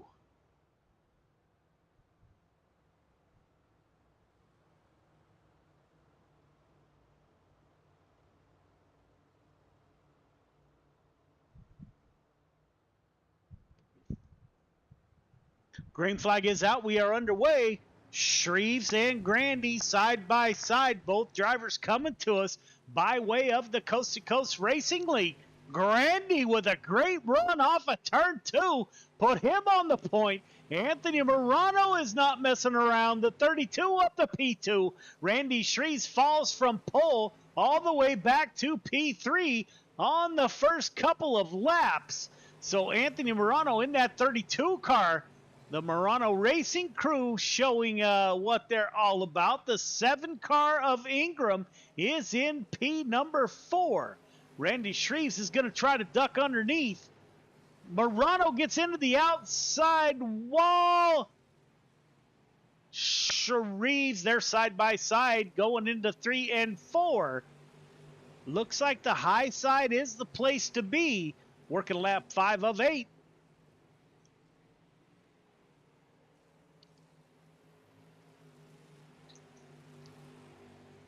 Grandy set sail up front in the 518, followed by Morano, Shreves, Jesse Ingram in the 7 car. Michael Vitale Jr. is with us in the 213. Again, Michael, as all night, man, thank you for your service to our country and the United States Air Force. 1 lap to go. Joseph Grandy at the front of the field, followed by Morano. Now Randy Shreves was closing in, gets into the wall at the exit of turn number 2. And in turn number 3, Grandy, Morano, Shreves, Ingram are your top 4.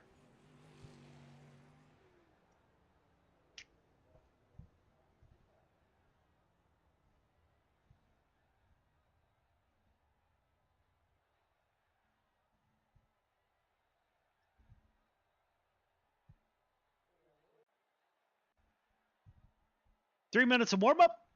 Ladies and gentlemen, we will be right back.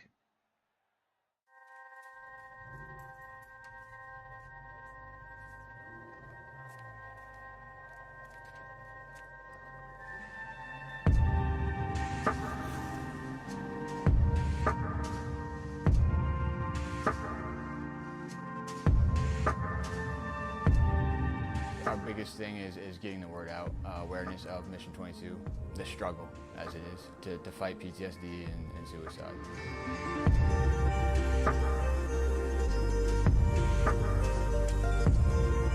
My name's Corey Decker. I'm the state representative for Mission 22. The issue has been great. We got a bunch of great guys that have gotten together and decided to create this rally. The word's getting out, and it's turned into quite an event where we can actually help a lot of veterans.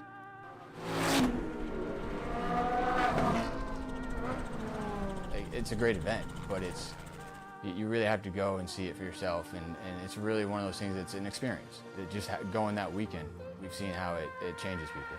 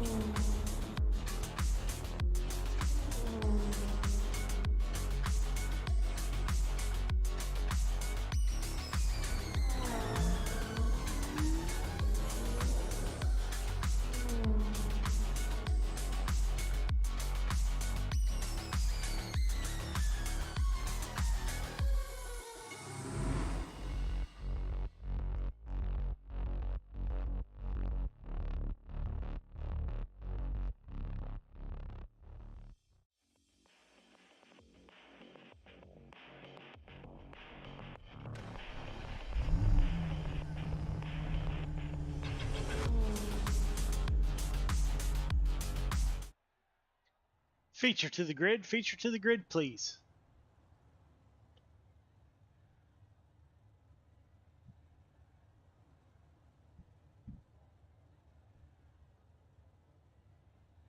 Chris Cox, Joseph Grandy on the front row. Gavin Chatham, Anthony Morano in row number 2. Jason Hines, Randy Shreves in 3. Anthony Marfulio, Jesse Ingram in row number 4.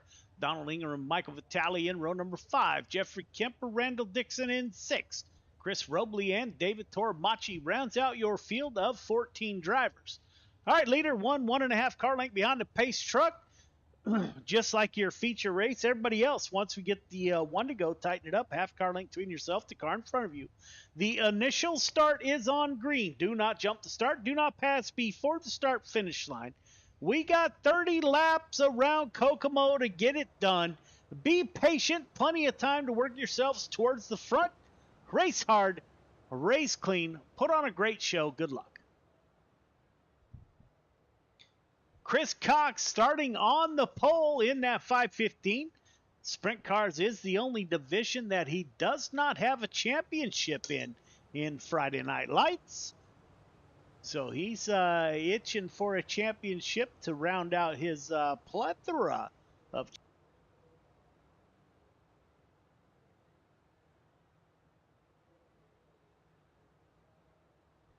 Pace truck is off. Chris Cox will be looking for the green flag coming off of turn number 4. Green flag is out. We are underway. Chris Cox down low, slides up, gets to the outside. Joseph Grandy splits the middle in the 518. What a move by the 518 of Grandy. Grandy trying to get down to the inside. Yes, he battles it out with Gavin Chatham. He got the 515 and the 32 up high.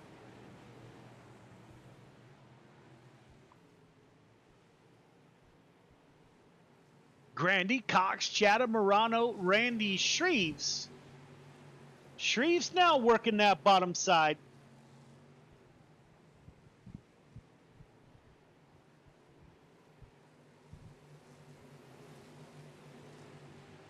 Chris Cox on the point. Don't look now. Joseph Grandy working that bottom side, trying to find a way to get by. We'll go on board with Gavin Chatham, currently in the 4th position.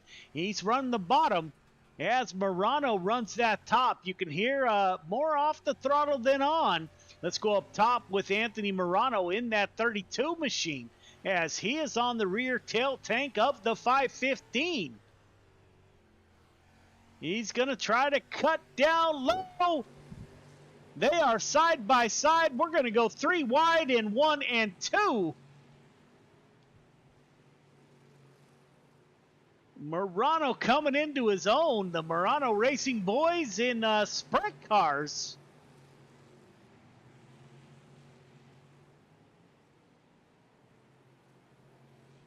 Jason Hines working the top side, currently in P5. Marv Julio and Randy Shreves.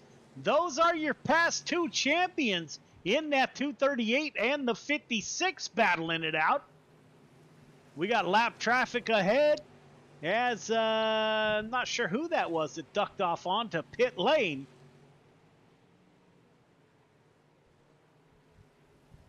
Grandy and Chatham battling it out in the 518 and the 24. Working lap 12 of 30. Morano going for the pass on the 515 of Chris Cox. Morano having a great run in that 32. Let's go on board with Anthony Morano.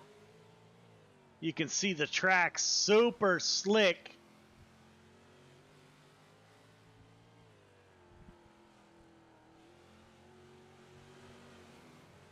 .515 goes by on that high side. How long will that last?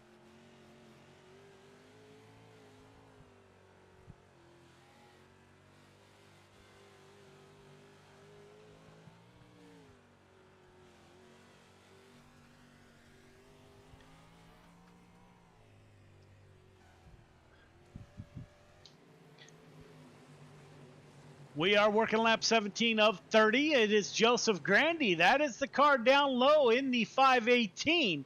He's trying to get up to Gavin Chatham as the 66 of Jason Hines, driver out of Canada. He's running in P5. He wants to move up.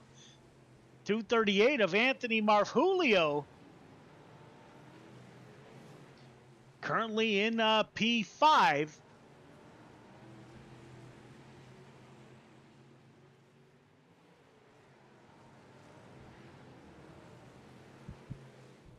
Up front, Chris Cox setting the pace. We're about to come up on lap traffic, lap 20 of 30.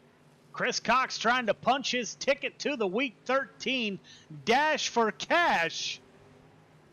Dash for Cash is a $500 Friday Night Lights payout for feature winners that have participated in at least 6 weeks of the season.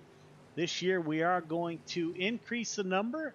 So there will be a minimum of 24 drivers, so we will go down to points after that. Chris Cox in lap traffic gets by Chris Robley. The 32 car has fallen off the pace of the 515. Morano in P2, Gavin Chatham. He's going to get through traffic.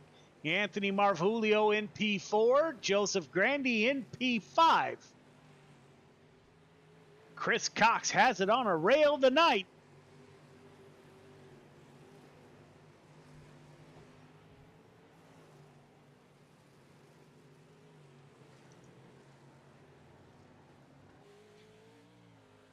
Go on board with your leader as he gets by the 213. That is Vitali.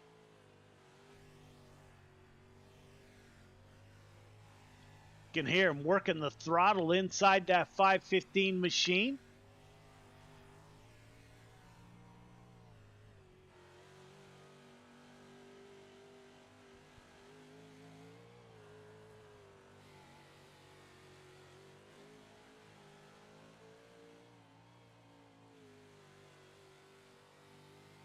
Running right up in the marbles, setting a blazing pace.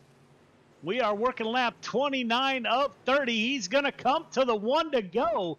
Caution free thus far. 1 to go. Chris Cox at the front of the field, followed by Morano and Gavin Chatham in the 24 car. Chris Cox coming off a turn 4. Cox for the win. Morano, Chatham are your top three. Top three start-finish line, please. Top three start-finish line. As the fireworks go off, Chris Cox seals the deal in that 515 machine.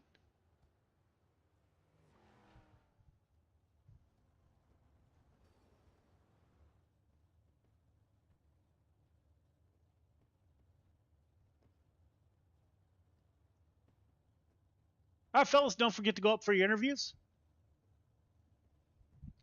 A caution-free 305 sprint car race. What a great way to end the night.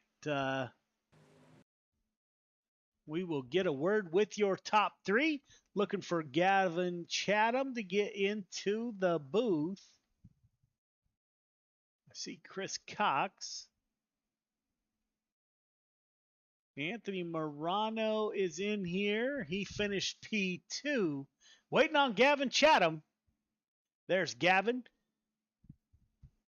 Gavin Chatham in the 24 car. He stays even. Started third, finished third. Gavin, this is Joe. You got me? Hey, Joe, I got you. Man, it has been a while, my brother. It's great to talk to you once again. Walk us through your night of a caution-free 305 sprint car race. Yeah, we started off good. We qualified quick time tonight, and the cart felt pretty good.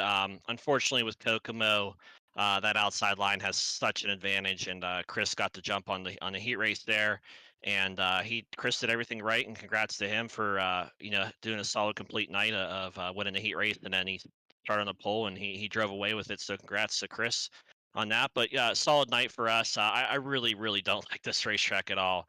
No matter what I do, I can't seem to figure it out. So to come home with a third place finish tonight, it's pretty solid for us, and we'll take it, and we'll move on to the next night. Yeah, man. So, matter of fact, when we ended up last week at Williams Grove, I'm thinking, oh, thank goodness we are done with Williams Grove. And when I looked at the schedule and saw Kokomo, I thought, oh my goodness, more of the same. I have not looked ahead at the schedule yet, but man, I'm hoping for a real racy track coming up next. But the 24 ends up on the podium, my brother. So great run by Chatham Motorsports. Who do you want to thank for your podium finish? I just want to thank you, Joe, for putting all this on every Friday night. It's awesome. It's awesome to be involved with this. It's a good time. I want to thank the gentlemen that admin this race, and they do an excellent job for giving their time up to do what they do as well. I want to thank Chatham Motorsports, Northeast Outlaw Motorsports, Mike Schick Motorsports Designs, Velocity Race Designs, who makes awesome wraps for us, make us look quick. At least when we're not doing good, we still look good on the racetrack. And then also, Joe, good luck with your future endeavors there, going racing there. Yeah, man, super excited. We're heading out of here early dark 30 tomorrow morning.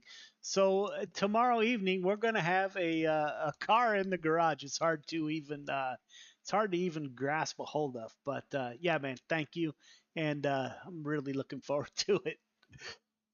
Absolutely, looking forward to watching your journey. It's we did kart racing a while back, and it was a fun time going on the racetrack and being involved with that. So probably maybe trying to get into something here, keeping everything a little hush hush, but maybe we'll see where we end up someday. But hopefully in a sprint car would be nice. But some type of racing is coming up soon, I think.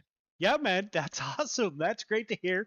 And I'll be looking in again, My Real Ride in our Discord page. That's what it's all about, man. So if you have announcements or anything coming up, that's where we need to post this stuff. It's about a community and I won't call us friends. Some of us do make some pretty good relationships, but that's where all that's posted. That's what that was created for. So yeah, man, I'll keep you posted.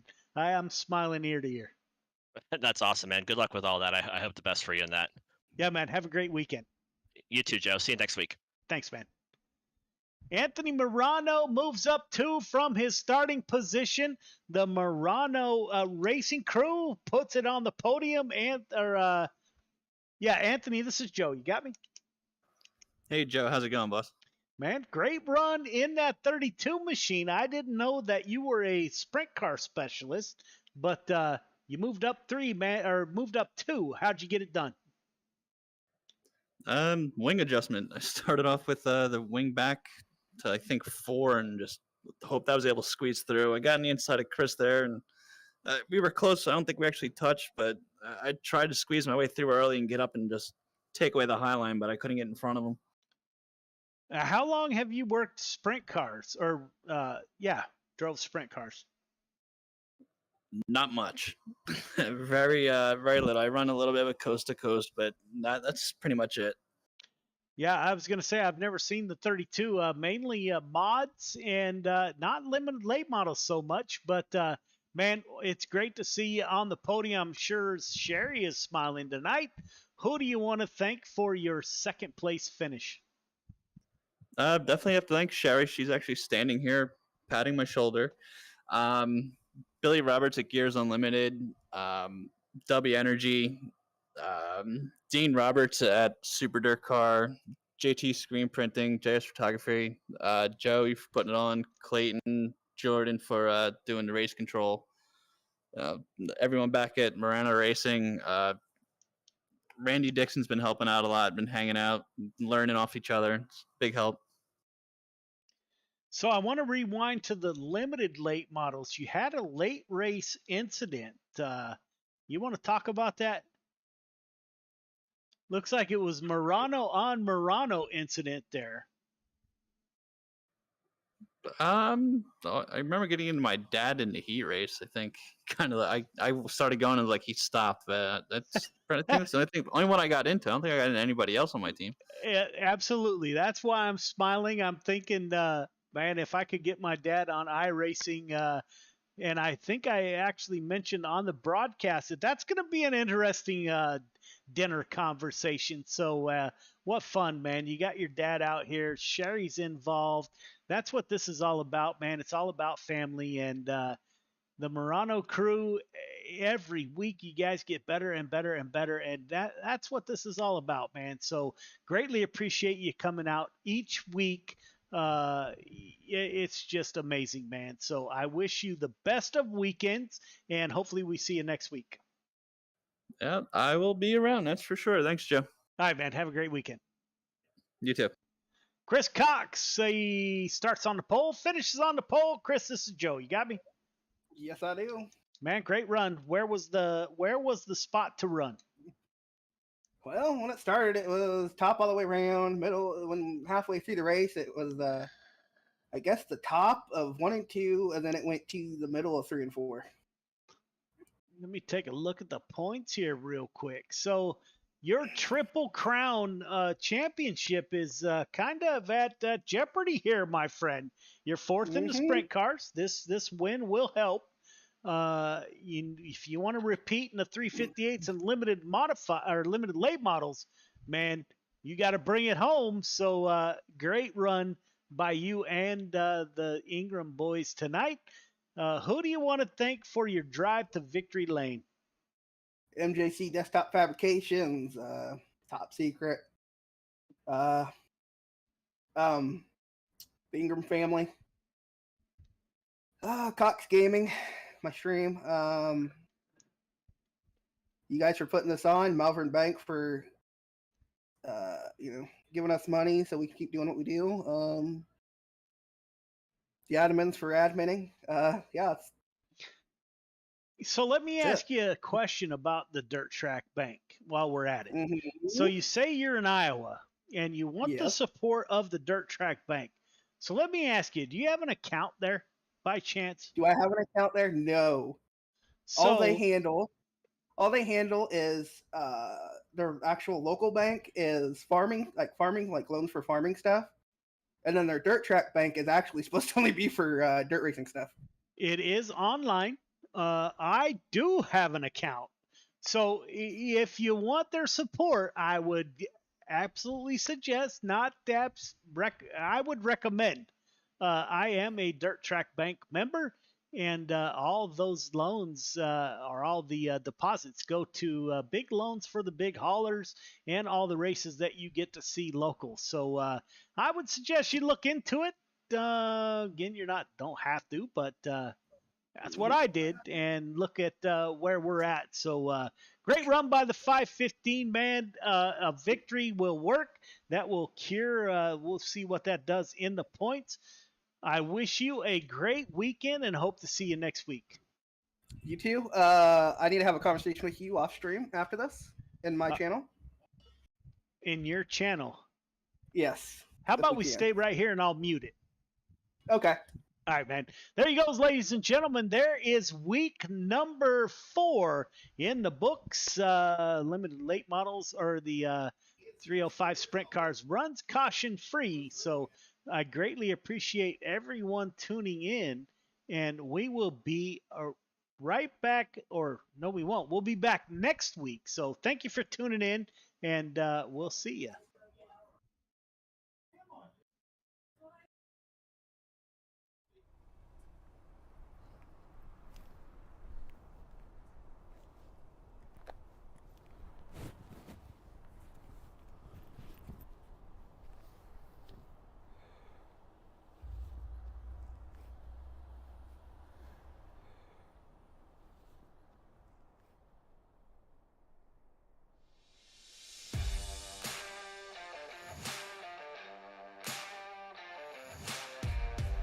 I'm Chris Jackamick, and I live in Las Vegas, Nevada. Throughout my military career, I spent the bulk of my career out in Las Vegas. It was the first job I had as I was protecting some sensitive resources out there at Nellis. I would deploy to Kuwait early on in my military career with a larger weaponry system to support Operation Southern Watch. And then from 2003 to 2006, I was part of the emerging drone mission for the United States Air Force and Department of Defense. We were fighting the wars in Iraq and Afghanistan from our backyard. You'd be in war for 12 hours of your shift, and then you'd drive home to your apartment here in Nevada. So psychologically, it was very odd. Like, you felt you were in the combat zone every day because you were seeing it on the screens and it was that important, but I don't know what it did to the human psyche at the time.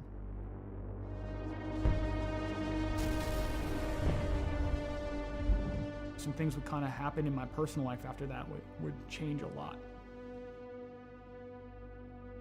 When Adam joined the Marine Corps, it was a natural fit. Anybody who joins the military, especially after 9/11 happened, you're looking for that purpose. I think that's why he made the choice. It's like, let me go be a Marine. He was in between Fallujah and Ramadi during the heaviest parts of the fighting of the Iraq conflict. I mean, you hear guys like Jocko and everything talk about like the triangle of death. My brother was dead set in the middle of the triangle of death with a Marine unit. I think it changed him. Like, you look at everything across history, you read any of the books out there, war changes anybody that's been involved with it. Trauma or mass events like that changes anybody, and it really changed my brother. And I get that call. I get the text, actually, from my stepmom. I was like, I need you to call me as soon as possible. Something's wrong with Adam. All right. Didn't think anything of it. And I'm about to pull off the highway to go celebrate and have some pizza with my classmates, and she's like, Adam's dead. Adam's dead.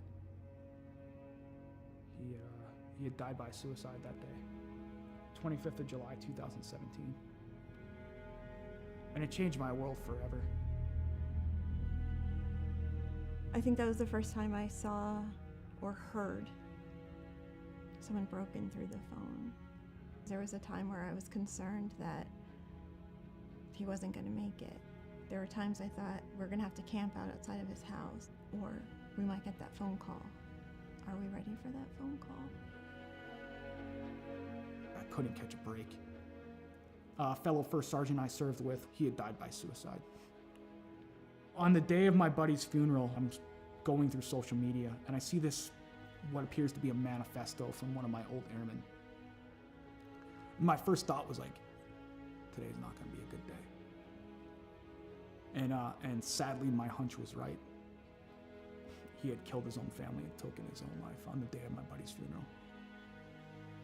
it was just compounding trauma after trauma after trauma. I cracked. I fell hard with alcohol. That was rock bottom.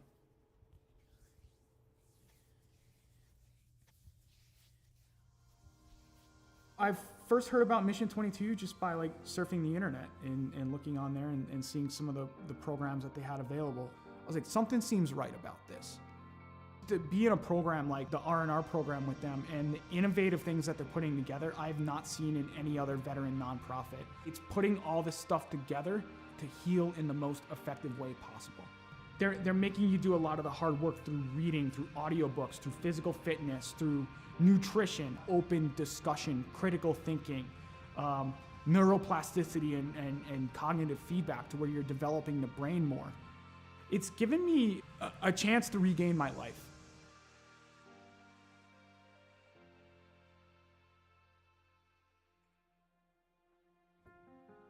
Cycling's been a big part of my recovery. Is around the time I retired a little over a year ago, I set forth as like, let me set this goal to ride 2,020 miles in 2020 for another veteran nonprofit that supports Gold Star families and those lost either to accident or to suicide.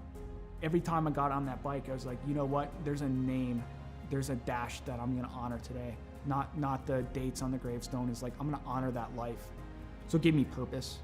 And it just became like a release for me to where the pedals would spin and I would get out of my head for a little bit. Physically, I was starting to feel better. I could see the improvements, and I've tracked my data over the past year, and it's phenomenal on the growth that I've had on a bike. He's just on a mission and is relentless about it. Every day he pushes it. From the loss of his brother and a number of different trauma that he had gone through in his life, it was absolutely critical for him to find something that he could sink his teeth into. I think he's taken the ball and run with it with Mission 22, especially the R&R, the recovery and resilience part. I think it makes him stronger in the person that he is today. I don't know why I fell on the bike. It was just like, okay, it called to me, and then I kept going. So that scene from Forrest Gump where he just starts running one day and it ends up in Monument Valley in Utah? He's like, I'm tired, I think I'll go home now. I'm not tired yet. I'm not ready to throw the towel in like Forrest Gump did. I'm getting on that bike and I'm keeping on going because there's something about it. There's something about just getting out in nature, having that breeze in your face and seeing some of the beautiful landscape here in Las Vegas where it takes you away from the stressors and the challenges of the world for a little bit. And you can just appreciate the beauty that is out there and be in the moment. And then it got serious because the Air Force enrolled me in the Air Force Wounded Warrior program and it got transformed into Lo and Behold training. If I do this well, maybe I can go represent the Air Force. Maybe my grief and everything in my entire story can come to fruition because I can put the energy into something positive.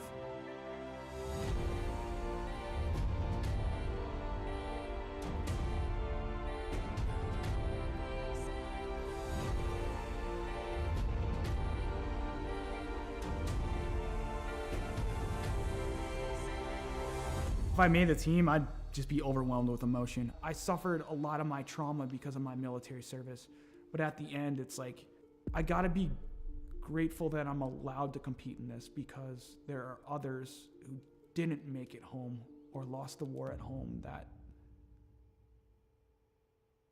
that's what it's about.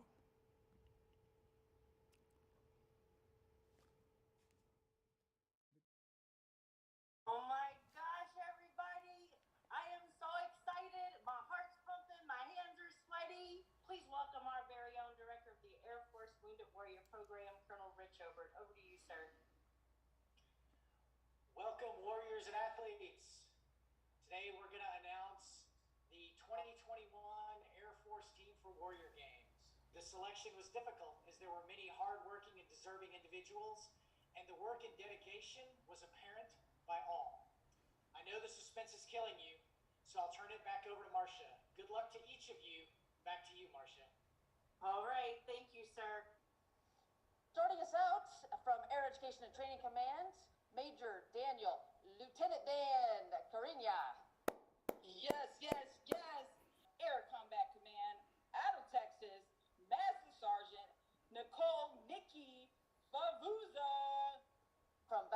Georgia, Technical Sergeant retired Antonio Del Vecchio. From East Liberty, Ohio, Airman retired Pete Murphy. Technical Sergeant retired Margie Hinkle. And coming up next, former pole vaulter, that is very similar to Blaze Velarde, coming to you from Las Vegas, Nevada, Master Sergeant retired Chris Jacksomek. Warrior Games competitor back on the team, Staff Sergeant retired Joseph Alex Pate. Whew. What? He did All right. big things back in the day. He's gonna do big things. Coming to you from St. Henry. Wow. We look at Mission 22 and we see all the shirts, we see all the flags out there.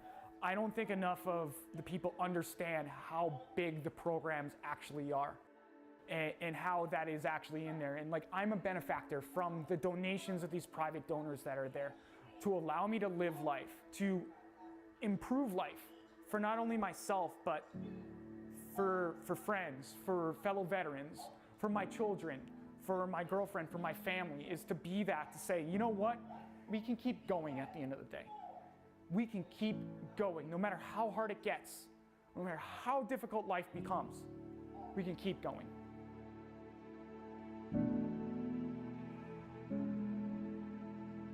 We have this this value in the Air Force, this belief, a wingman concept. We're gonna take care of each other. We've got each other, and it gives us hope, right? And so if you have been knocked down, I say this a lot, by the baseball bat of life, right? You're on the ground.